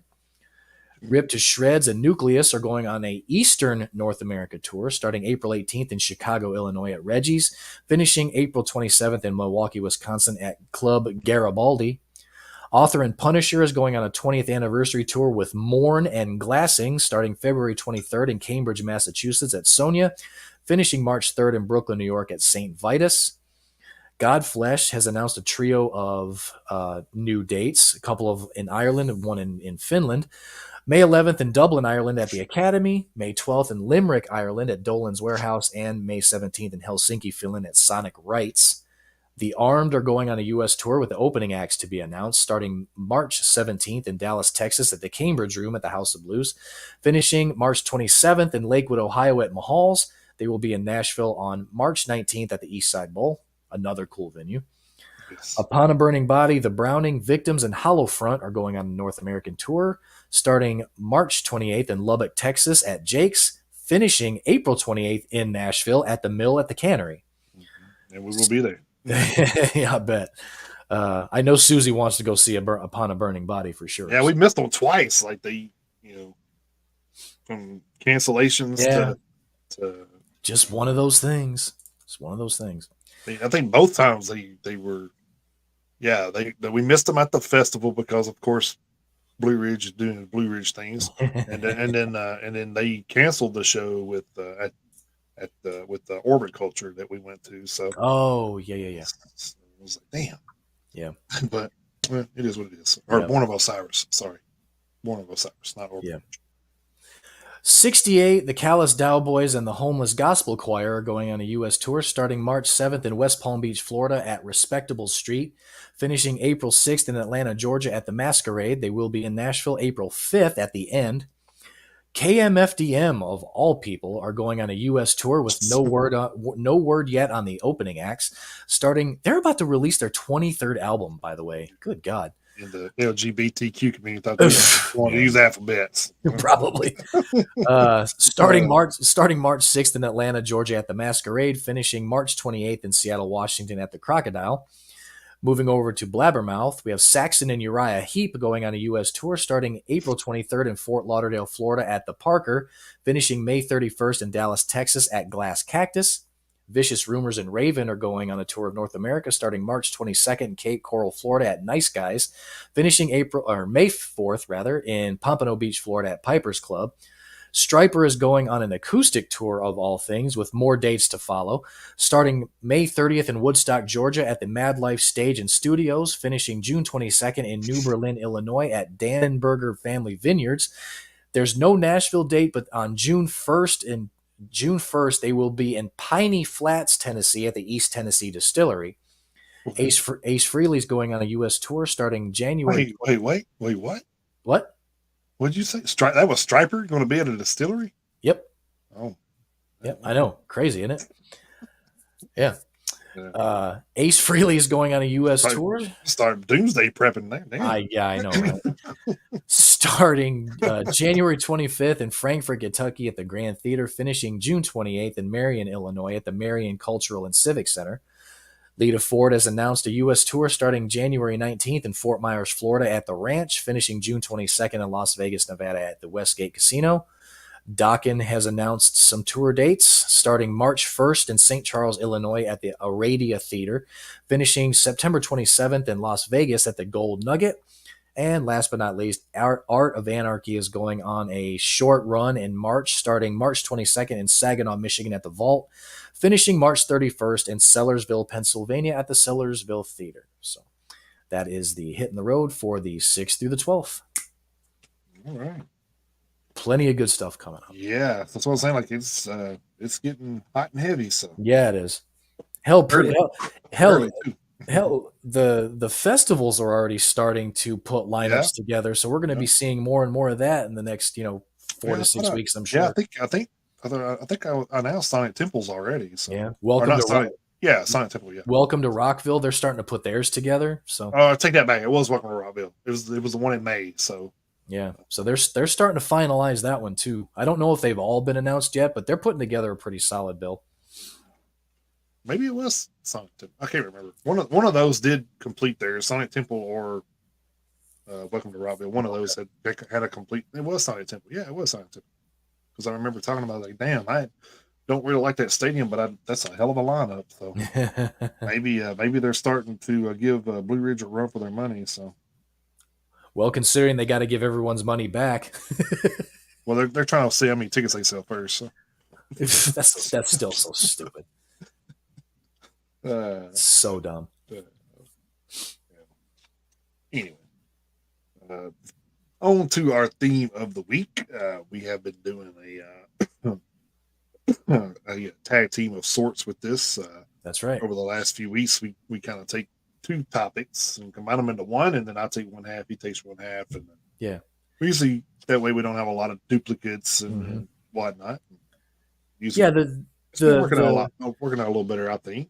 Yeah, the themes kind of go together. We've got like in and out, up and down, stuff like that. So they kind of go together. But then, like I say, we kind of divide and conquer. That way, we potentially have a longer playlist to compile for you guys, and like he said, it kind of cuts down on having the same songs on both Mm. lists. So Yeah. So, next week we're going to do Ron Jeremy and Jonah Hill. I'm just kidding.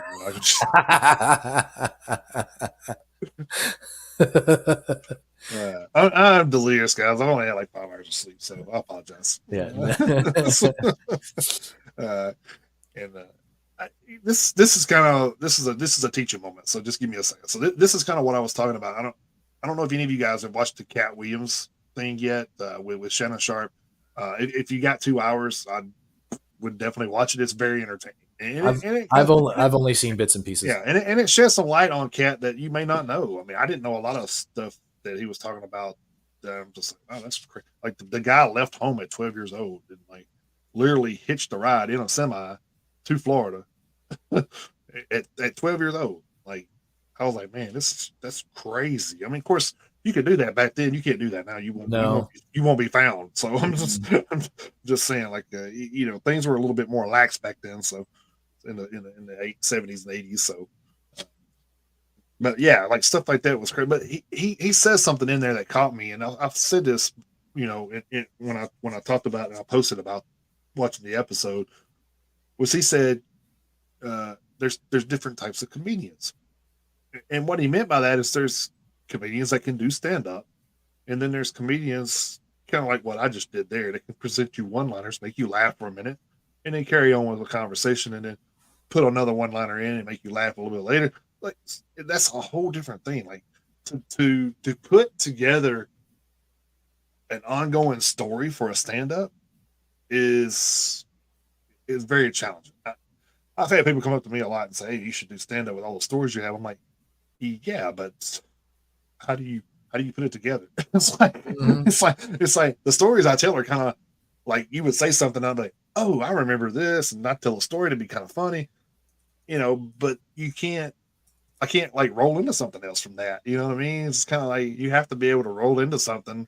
And like the thing with my comedy is most of the stuff that I tell, like I do have a YouTube channel where I tell stories, and like most of those stories happened. That's why they're funny because they actually happened. And like people don't understand that follow me there that those stories, like those conversations that I talk about, happened. Like they weren't just steering in the head. I wrote them down to do a comedy act. That's it happened. I posted it, and that was it. Like, and there is a difference. Like, I give all the props in the world to people like Cat Williams and Dave Mhm. Chappelle and all those guys that could put together, uh, you know, uh, comedy act for an hour long special. It's like Yeah. crazy to think, but uh, you know, like I said, it's different, and I just want to put that out there because I did kind of mention that, and that kind of gave me a jump start to bring that back up. So before we get into the theme of the week here, but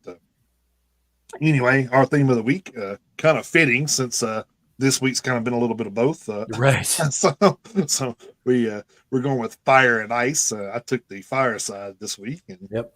and Chris will do the ice, and then we will contemplate this thing, and then he can add what he wants to the fire, and I'll add what I want to the ice, I guess, at the end of the day. So, Yep. um, and then of course, you guys he'll let you know about having a chance to do that too at the end of this. Hmm. So I will kick it off with Metallica, of course, "Jump in the Fire" from Kill 'Em All, 1983. Then I have Black Label Society, "Fire It Up" from Mafia, 2018.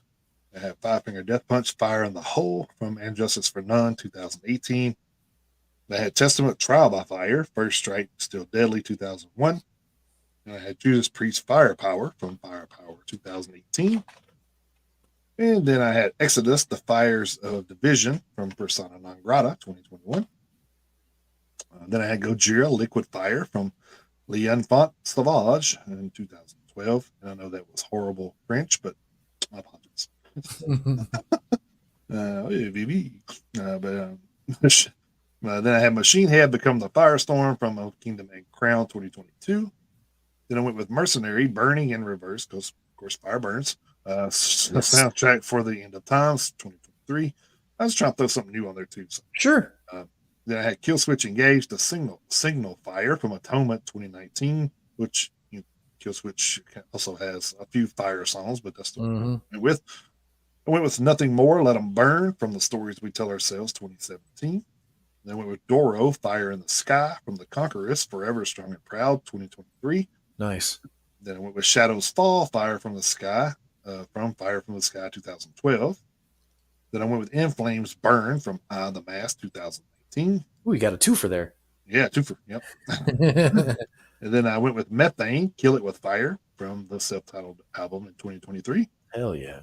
Then I went with Disturbed Inside the Fire from Indestructible 2008. Nice. That was the fire side. Yeah. And the cool thing is like the one that I thought you might have, you didn't. So we're gonna have a So there you complete, go. yeah, we're gonna have a completely, you know, And, we've and got I'll let you know because I did kind of sway from one that I had both in it. So okay. Well, then it might be that one. Maybe you held off on purpose. So we'll see. all right. So as Jason said, I did have the ice side of Fire and Ice, and it's kind of fitting that I ended up with the ice side, and you'll see why in just a second. Uh, because I will preface my list with this. You know, obviously we're both huge metal guys. That's why we have this show. But if you have watched the show at all, of course Jason knows this. Of course, I am a humongous hockey fan. Mm-hmm. So, and I have always thought that heavy metal and hockey go together perfectly. So, that being said, my contribution to the theme of the week this week, leading off, I had "Trapped Under Ice" by Metallica. That's probably the most obvious one that would have popped into anyone's head off, you know, Yeah, would have. That was the part. first one I would thought of. Yeah, off of "Ride the Lightning" from 1984. Then I had "Burnt Ice" by Megadeth off United Abominations from 2007. Then my first example, "Leave It on the Ice" by 3 Inches of Blood off of "Long Live Heavy Metal" 2012. That's a song about, Yeah, obviously hockey, yeah, bleeding on the ice and band. everything That's what I else. said. The band name and everything's. Yep. uh, Then the cool and also another cool thing about this list is there were quite a few songs that I went back to the 19s for, oh yeah. 19 whatever, and I Mm-hmm. kind of I kind of like that. I kind of Mm-hmm. like that. So I was able to do that quite a bit on Retro. this list. Yeah. So my next one was "Break the Ice" by Accept off of "Eat the Heat" from 1989. Then my second example of hockey and heavy metal coming together perfectly had "Blood on the Ice" by Anvil off of "Pound for Pound" by 1988.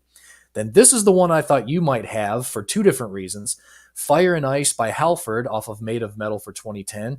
So one with it That being wasn't it. fire, one for being Fire and Ice, and for Mm, two it being Rob Halford. So yeah, then I that had was Blood. that wasn't the one I was thinking about. So Okay, all right. So there we go. That was the one I thought you might have, but I said the hell with it and went with it anyway. Then I had "Blood Upon the Ice" by Onslaught off of "In Search of Sanity" 1989. Then I had "This World of Ice" from Orden Ogan off of "To the End" from 2012. Then I had "Frozen Fire" by Rage off of "End of All Days" from 1996. Then I had "Everfrost" from Sentenced off the Funeral album from 2005. Then I had "Ice-Olation," and yes, they spell it ICE, so I loopholed them on that one. "Isolation" by Tankard off "The Beauty and the Beer" from 2006. Then I went with the band name off a couple of because I like the song so much. Went with 10,000 Strong by Iced Earth off of "Framing Armageddon, Something Wicked Part 1" from 2007. And then this one makes another appearance on Theme of the Week: "Assault and Batteries" by Ice Nine Kills off the Silver Scream 2 Welcome to Horrorwood 2021. Then I had "Silence in the Snow" by Trivium off the album of the same name from 2015. Then I had "Frozen Hell" by Hatchet off "Awaiting Evil" from 2008. Apparently Havoc doesn't have any songs about anything being frozen or iced over, so I had to go with Hatchet. If you know the joke, you know the joke. yeah, Then I had "On Frozen Ground" by Crowbar off of "Odd Fellows Dress" from 1998, and my last one was "Frozen in Time" by Stradivarius off of "Survive" from 2022. you knew if you didn't put any ice on there, it was coming. So, That's right. Yeah. uh, cool, cool, cool. Oh yeah, there was no way that Ice Nine Kills wasn't making an appearance. That's pretty. It's gonna be a pretty decent It'd playlist. be a pretty good list. So yeah, we will we'll get Oh, looks like we may have gotten like a little bit of a It's a spammer bullshit. spam comment. Yeah, but yeah, I've already, and I told Jason this off air last week. And the cool thing is with us kind of having basically our own topic within the topic for the theme of the week. Mm, The cool thing is I already have like the playlist started right. because I started the playlist and I put my half up there, so it's already half done. So now all I have to do is send it to Jason to add his part. So And then hopefully that will send it to hopefully me and wait 3 days, and then you. yeah, well hopefully theoretically that will lead to us getting the playlist posted a little sooner for you guys. But I mean, it is us, so that I can't make any promises. So I think this past week I got it done on Tuesday, Oh if I wow. remember correctly. Uh, So yeah, there are no guarantees, but I do have it halfway done. So well, we'll that get one it. wasn't on me because I did my part before You this. did, yeah, you did. That one was totally on me. But Hey, so you're probably like Kim, me, like hell. One week you had to remind me. He was like, "Hey, did you do that yet?" I'm like, "Oh shit, no, I didn't." yeah, So I was like, yeah. So there's been a uh, couple times where, for one reason or another, whether it be me or him, there's been just, shit gets in the way sometimes. It happens. But so we'll get it collaborated and compiled and posted for you guys as soon as possible. And like Jason said, if you remember the Facebook group, you will have a chance to add songs of your own to the playlist for up to 7 days, as long as it's in keeping with the theme. So yep. Hmm. And we'll try to have that up ASAP since we're doing Viking things tomorrow. So yes, we are going axe throwing tomorrow. God, it's going to be so fun. uh, If you guys haven't been axe throwing yet, just go. It's so fun. such a, I guess it's like a release. I It, guess. oh, it's so therapeutic throwing an axe into a wall. Oh, it's so therapeutic. Yeah, as long as it don't come back and hit you, I guess it's all right. But Well, that's the thing is if it that's one of the things they tell you is that if it doesn't stick to the wall, let it go and let it land wherever it's going to land. So they absolutely tell you, don't try to catch the damn thing on the rebound. So well, hell no. yeah, Just get the fuck out of the way. yeah, don't wear open-toed shoes. They don't allow those, and just Well, right. and then just make sure you don't try to catch the axe on the rebound. Other than that, you're good. You used to could wear those until Eight Toes Sam, the bartender, said, "No, we can't wear them." So, Right? Yeah, uh, that's true. all right. We will kick into some album reviews. Well, I guess my first album review was of 2024. I think Chrissy got one in last week, but Yeah, I was able to sneak in it an was e- a, it was a it was a short week, so I just decided that I was just going to wait till this week. So it kind of worked out, I guess. But Yeah. Well, I wasn't even necessarily planning on it. I just so happened I did just listen haven't to listened to one. yeah, I did listen to something. I was like, oh, screw it, I'll just do a quick one. Yeah, And then I almost forgot about it. We were ready to sign off, yeah, and then yeah, right. You we was were like, ready oh to wait, I did sign album off. I review. was like, oh shit, I forgot. So yeah. I got one and two EPs to talk about. So Oh, nice. one EP, I guess we're both going to talk about. Yep, we are. But I went with Domination Campaign, Storm of Steel. Domination Campaign are from band death metal band out of Hobart, Tasmania, Australia. Wow. Yeah, they are signed to Prosthetic Records. Let's see. This is their second album, looks like. Yeah. Current members, check this out. It's a duo. Current members are Joe Haley on drums and Jason Papayat on vocals, guitars, and bass. So, Nice. so it's I'm sure if they tour, they have to have some help, Right. but yeah. So it's the set is a side project of Psychroptic. So these two members, Oh, okay. All right. the two members are in Psychroptic too. So they may not tour, or they may take some of the Psychroptic people with them. Who knows? But this is the band's second full length album, 8 songs, 34 minutes, 12 seconds.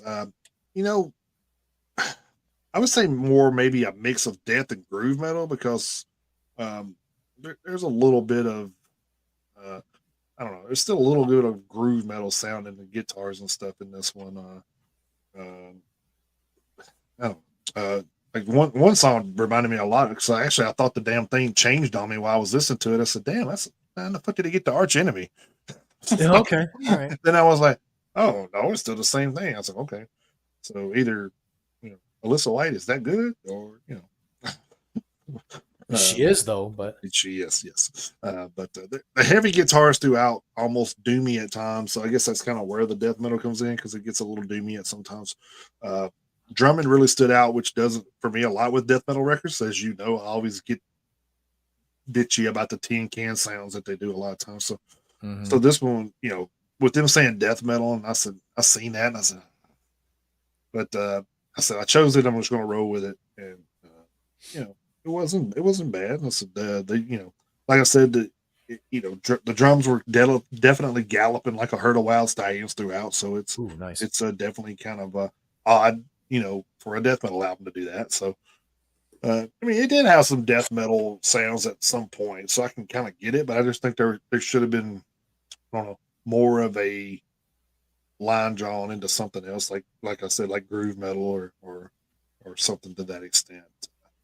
But yeah, maybe it's because they were in Psychroptic, and Psychroptic maybe a death metal band. I'm not real familiar with those guys either. I have heard of the band. I'm just not familiar with them. hmm But vocally, like I said, wasn't as death metal as the instruments were. So it's overall not really that bad. I'm going to give it 3.5 horns. So, Nice. yeah. All right, then I went with an EP here, Karnak Seti. I hope I'm saying that right. This is kind of wild to me. So, so it's a Karnak and then Seti. So it looked like Karnak Seti to me. So, and the EP was called Restos. Uh, Karnak Seti has been formed in 2001. Sorry, they are a band out of Funchal Madeira, Portugal. They are a melodic thrash death metal band. Uh, that's a kind of an odd combination there, but that's what Yeah, this is. lot to And, unpack. and, and definitely could see that in the sound that they got. Current members are Claudio Aguirre, bass, Antonio. I'm going to say this is Jesus instead of Jesus, but who knows? I'm sure it is. Yeah, guitars, and then Luis Ear, vocals, and then Luis Freitas, drums. So the drummer is the newest member. He joined in 2015, vocalist in '09, and then the guitarist in '03. Um, it's like they put out their demos in '03, so I guess the guitarist and the bassist started the band, then the guitarist joined, and they kind of did demos, and then uh, the other members have been replaced along the way. So but this is the band's second EP, but they have had three full length releases in 2009, 2011, and 2016. This one is 4 tracks, 20 minutes, 23 seconds. Looks like they kind of fell off into EPs 2021 and 2024. So kind of kind of makes you think. We've talked about this a few times, and we'll probably talk about it again next week, which we'll get into that in a little bit. But uh, why EPs, because it's hmm kind of like, I guess the best uh, explanation I've heard was from Mark Toretti from Contortion. Uh, talking about how you pick 12 songs, and you only use 6 anyway, so it's like why not just make 6 good ones and be done with it? Yep. So Quality over quantity. yeah, exactly. Worked out for them. So Yep. Yes, it uh, did. not sure if they're mislabeling some of these bands or if death metal's just starting to grow on me. I'm not sure, but this one has some really Lamb of God vibes on guitars. Vocally was no more guttural than Warbringer or any band like that. I don't think so. Hmm. To say death metal is maybe pushing the envelope a little bit, but I mean there are shades of that in there, I guess. But I don't essentially. I mean they did say melodic first, so maybe melodic thrash death or melodic death metal. Because melodic death metal is a little bit more understandable Yeah. than hardcore death metal. So, but anyway, I'm going to give this one 3.5 horns as well. So, Nice. All right. All right. So I did get in, technically, I got in a full length album. To me, it was debatable. And then I got in the EP that Jason and I will both discuss here in a minute. Um, I went with uh, I went with the new album by Iron Front. The name of the album is Hooked. They are a death metal band formed in Oakland, California in 2019, so they are a domestic heavy metal band. They are a quintet consisting of Dimitri Castillo Russell on bass, Max Mahmoud on drums, Jesse Di Crutatalo on guitar, Cruz Garcia on guitar, and Tope Plord on vocals. This is their second full-length album. Their debut full-length album, Left Out to Rot, came out in 2022. This one is 7 tracks long, 22 minutes and 21 seconds. That's why it's definitely towing the line between EP and LP. It's listed on Heavy Music HQ and on uh, Encyclopedia Metallum as a full length. So fine, I'll go with it. Which makes this technically my first LP of the year, which is weird because I'm already up to 4 EPs and 1 LP. That kind of completely flips the script on the way I listen to everything the last couple of years. Everything has been kind of LP heavy, which I do plan on balancing that out a little bit more this year. That's one of my goals is to listen to more EPs. That's But kind of that's kind of why I did, one of each just to show yeah, you. yeah. So they are a death metal band, but it's kind of ironic that uh, you talked about the Domination Campaign album being a little bit groove metal oriented because I mean, don't get me wrong, vocally this one is straightforward, completely down in the pits of your stomach, guttural, full bore death metal. Uh, I sit here right now, couldn't even tell you what one lyric is to one song on the album. Couldn't even tell you if you paid me, not one word. So as far as death metal goes, I mean, you got deep guttural growls on there, all all throughout the entire 22 minutes. That being said, what I liked about the album the most is, and I know I've brought this up before, that there is a drum line that is used in death metal that drives me up a wall, and I wish I could give an example of it, but I know it when I hear it. And the good thing is I did not hear that particular drum line once on this album, and there's a little bit of a, just like your album, there's a little bit of a groove metal orientation to it as far as the drums go. Mm-hmm. It added a nice, I hesitate to say melodic rhythm to it because there's really not a melodic aspect to it, but it does kind of give it a little bit more of a little bit of a death metal with groove metal influence sound to it, to the point where I kind of really enjoyed it because the drums gave it enough of a diversity to where it took away from the fact that, I mean, the guitars weren't super guitar the guitar riffs weren't super diverse. They were pretty much similar. I'm not going to say they were the same, but the guitar riffs follow pretty much the same pattern throughout the album. There are no guitar solos to speak of at all, which kind of sucks. Yeah. But the drums gave it the groove and the diversity that I really really liked. And I'm kind of like you. I think I'm developing a little bit more of an ear for death metal. I've never been anti death metal Right. to begin with, but like we've said on the show before, it's not really a subgenre that is like first and foremost on like our playlist, normally. But I actually enjoyed this one quite a bit. I'm going to give it 3.5 horns out of 5 too. So yeah, pretty good start to the EP list. I will say this. Um, Earlier this week, I think it was like Monday, Tuesday, I did listen to a couple of other EPs. I listened to Cancer Christ and their album God is Violence, and I listened to Haywire and Conditioned for Demolition. Both of those are EPs. They're real short. Um, Cancer Christ, like without looking it up, the Cancer Christ EP was like 20 songs, but it was 20 minutes long. Jeez, But I hate that shit. well, the messed up thing about it is there were 20 tracks, quote unquote, but like 6 of them were interludes. One of them was 9 seconds long. Mm, Um, that one I only gave it 1 horn because I mean it wasn't very good. That's, like I mhm. say, just my opinion. If there are any fans out there, that's just one dude's opinion. So I only gave that one like 1 horn out of 5. It's primarily punk which I don't really care for.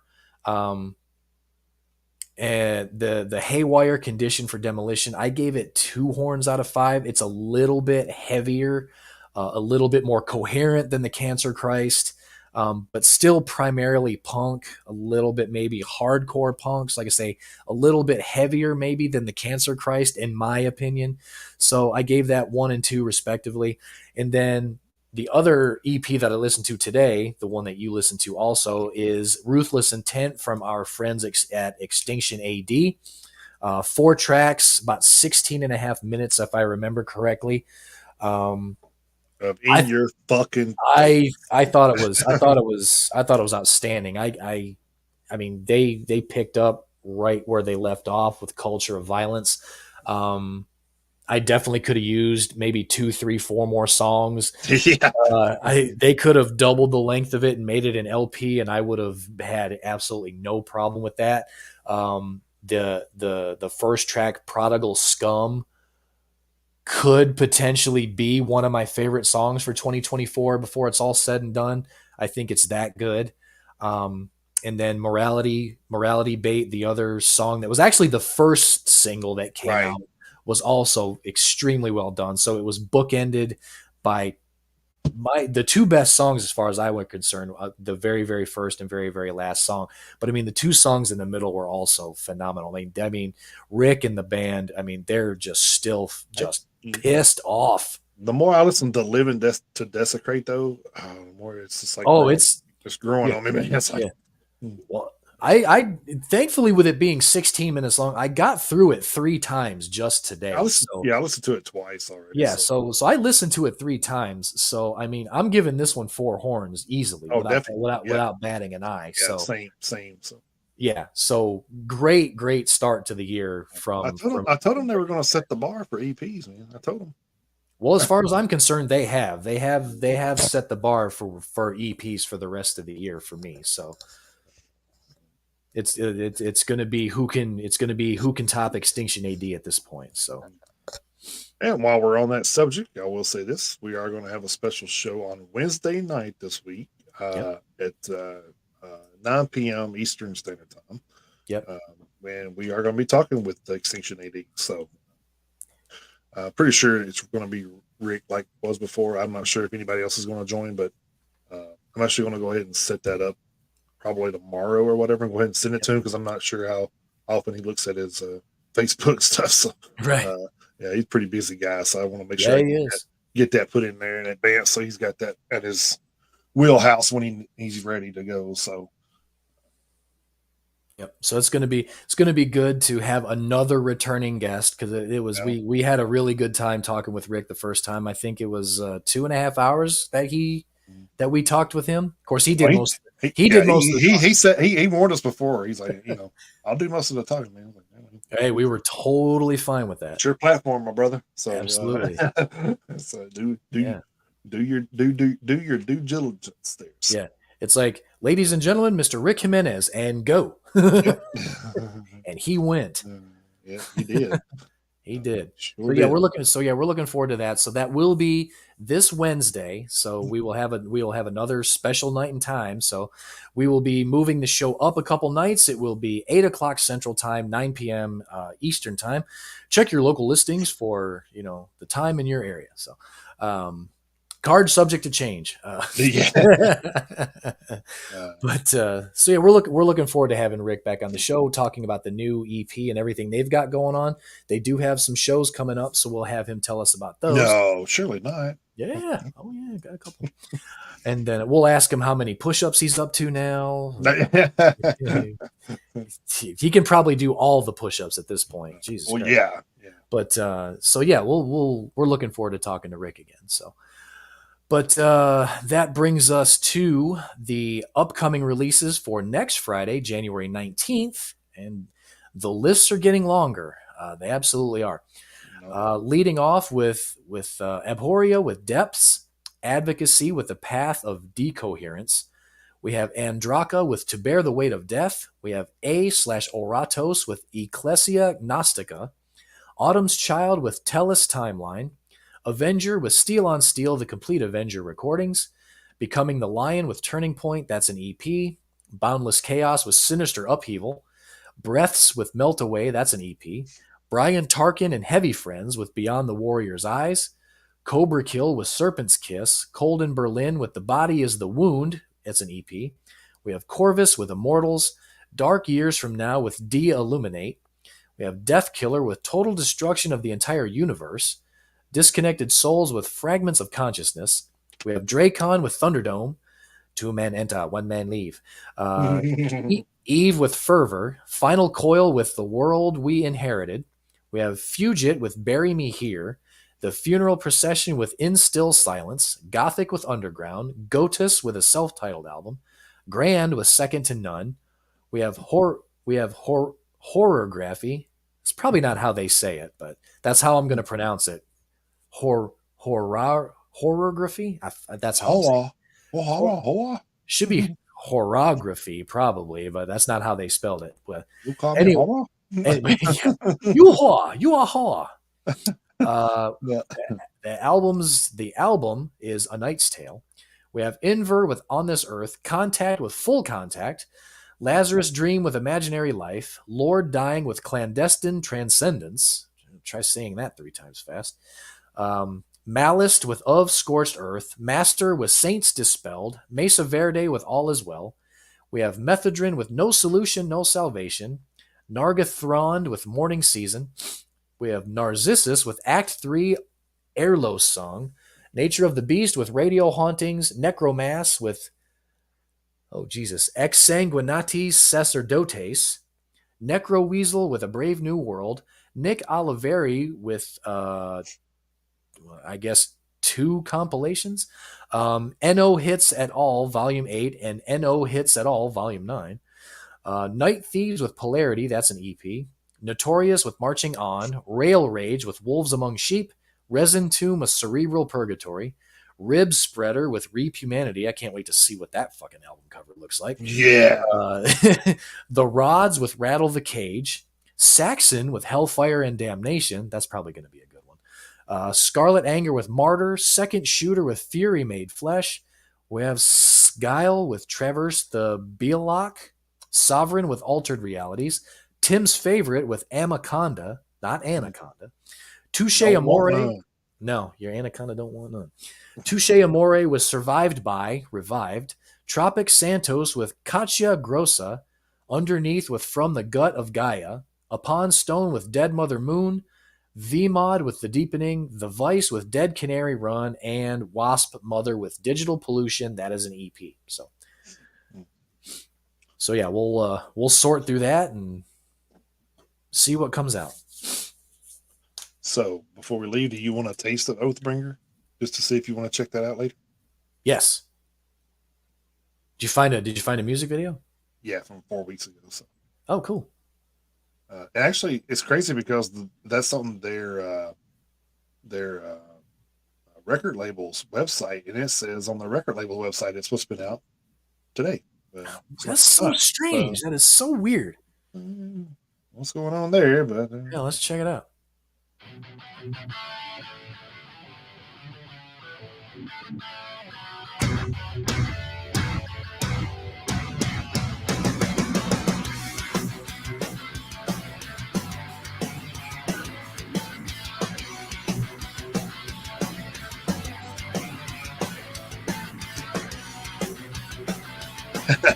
Oh, he's like, hey, how you doing? You got too much hair on your back. You're doing all that, bro. I'm not a wounded eagle. I'm not a call to war. Hatred is still for the fire. I'm not a noble speech. 1,000 empty words. Many will perish in fire. Future will never come, 'cause history repeats. Holy war, history repeats in blood, smoke, and fire. Holy war, hatred spinning wheels, all unholy desire. War raging on.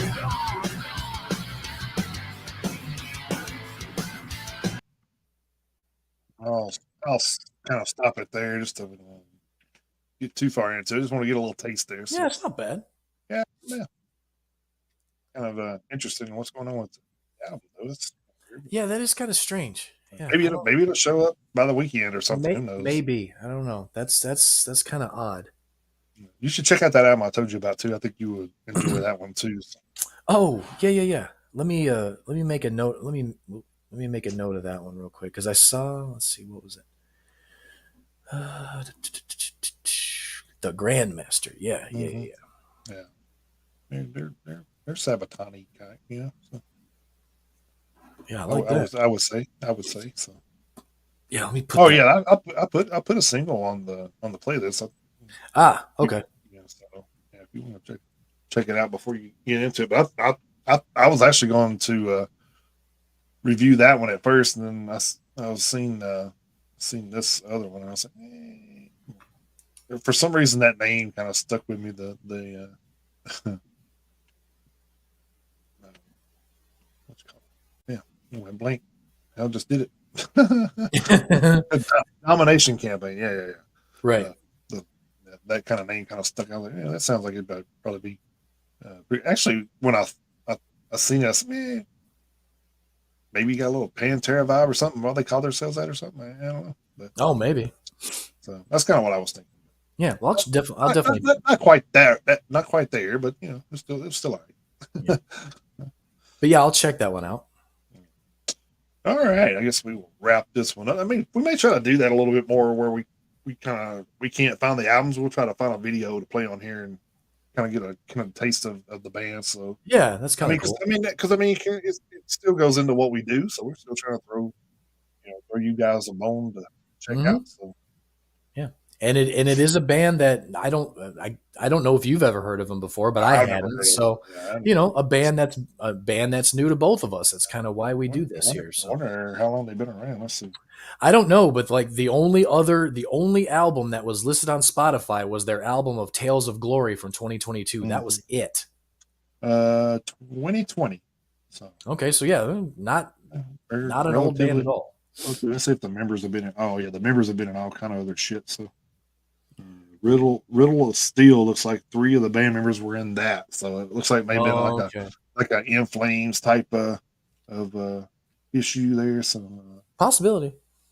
well, no, because that band only had 2 singles, and maybe they were called that before or something. I don't know. That's I don't know. It's interesting. strange.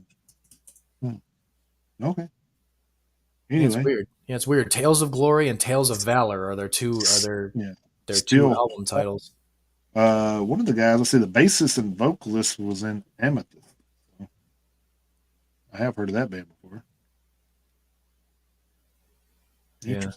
Steel Hornet. Two of the band members were in Riddle of Steel and Steel Hornet. They have names like Priest Killer, Hell Diver, Berserker, Axer, and Rapid Bastard. So they don't even go by real names. That's pretty cool. They definitely got stage names going on. Yeah. But yeah, well, I mean, like you say, it seems like they know each other from past, projects for sure. Yeah, Riddle of Steel. 4 of the 5 guys were in Riddle of Steel. A couple of them were together in Steel Hornet. So yeah, I mean, these guys definitely have some familiarity between the 2 of them, or between the 5 of them, rather. Sorry. Yeah, Invisible. Two of them were in Invisible Hate together. So they got a history there. So yeah, they absolutely do. All right. Yeah. Well, I guess that will wrap up this episode, and we will put this one in the bag. Yeah. If you haven't noticed the ticker at the bottom there, you can check out our 24/7 radio station. As said earlier, it's at stream.trulyradio247.com/8006/stream. Yep. Like I said, it is going 24/7. Yep. So you can check that out there. You also check out our merch store at Metalheads Unite USA.com for now. Once I'm actually, that's one of the reasons why I said spring, because I'm going to get the stuff to make our own stuff, so I can just sell it on the website Mm-hmm. and not have to worry about dealing with a third party person. So, Yeah. It'd just probably be easier for everybody. and I mean, it won't take long to press something up and ship it out. So, Yeah. press it for then let it sit for a day, and then ship it out next day. So, Yep. should work pretty good that way. Depends on Yeah. what you want, I guess. Yeah. Metalheads Unite USA at gmail.com is our email address. Follow us on all of our social media on Instagram, on X, on TikTok, on Twitter. I just mentioned X. Never mind. On Rumble, on Twitch. That's what I meant to say. Twitch. On our YouTube channel, and like I say, our Facebook group and our Facebook page. The page is public. The group is private. The people in the group do get some extra benefits, like I say, being able to add songs to the Spotify playlist and stuff like that. And we do admittedly do add more content like news stories and stuff Mm-hmm. to the group. We make more like announcements, and we do have more bands following us on the page than we do on the group. So the group and the page are two completely different things. So if you follow us on the Right. page, there is stuff that you aren't seeing in the group. So come on by, check out the page, and then ask for a membership request to the group. So We had 3 join this week, so there you go. yep, Don't that's sound like pretty a good. lot, but three's better than 0. Yeah, absolutely. Also, Three is 300% more than zero. that's right. Yeah. Manage. Man. I want to thank Amy for stopping by again. Amy and Jason, and who was it? It was NGC and over at yeah, and Twitch. that was a fantastic question. It was. It was. It's like it threw me. It really like threw me off guard when it was out. I said, "Wait, not non-metal song." Yeah, it's a I good don't know. question. Love that. Wished I could have been a little bit quicker with thinking about that, but I've been listening to metal so long. I don't remember the last time Yeah. I know listen to it's something different. So it's hard. and it's not that's just my thing. So Hmm. a lot of people are multi genres of music, and Yeah, not us, not really. all more power to you. I can't. Absolutely. I mean, just nothing like jumps out and grabs me. Like Yeah. I mean, I hear stuff. Sure. Of course you got 3,000 friends on Facebook. They're going to post country and Hmm. hip hop and all kind of shit. And I Yeah. do listen to it, and it's like, yeah, Yeah. I will say this, the only time I listen to anything anything that's not related to metal is because of my wife, because she's got right. the broad musical taste. I mean, when we're in her car, I mean, it could be metal, it could be country, it could be some older R&B, it could be some hip hop, could be some pop from the 80s. It could be, hell, she's got Andrea Bocelli on her phone, for Christ's sakes. I mean, Oh, damn. yes, I mean, her musical taste runs the gamut. Mine does not. Yeah. So We need to boycott Anthrax to play the Super Bowl since they're, Joey Belladonna can do the anthem. He can do the Super Bowl. So. see, I mean, that's a great idea. That's a great idea. We've been boycotting for Metallica for years, but they're not going to do it. So No, they won't. they have enough money for them. So I mean, they would do it if asked, but they're never going to be asked. That's the thing. I think they would do it if they were asked. yeah, maybe. I think they would. I just think don't it's see time. it. I think it's time for a rock or metal act to be on there. Honestly, God, it's way past time. Yeah, I mean, the closest we ever got was Aerosmith. That was like what 90 something. Yeah, and that didn't 2002 or some shit. and that didn't even count because it was basically just Steven Tyler singing "Walk This Way" with, like, I think it was Britney Spears and Justin Timberlake. I think they were singing it. I think they were singing it with him. So I mean, it was technically not even rock and roll. So I mean, yeah, I don't even. They let Justin back on there after he nip slip Janet Jackson like that. I think I can't even. Maybe before that, probably. Yeah, I don't know. All right, gang. We won't keep it no longer than we have to. We've already kind of went over a little bit, so just want to say thank you guys. Thank you for a great 2023. Thank you for coming back in 2024. Hopefully, we Yes. can bring more bands to you. That's the big goal this year. Mm-hmm. I always want to increase the interviews, That's so right. we will definitely try to do that. And like he said, we are starting off 2024 this Wednesday, not Yep. Friday.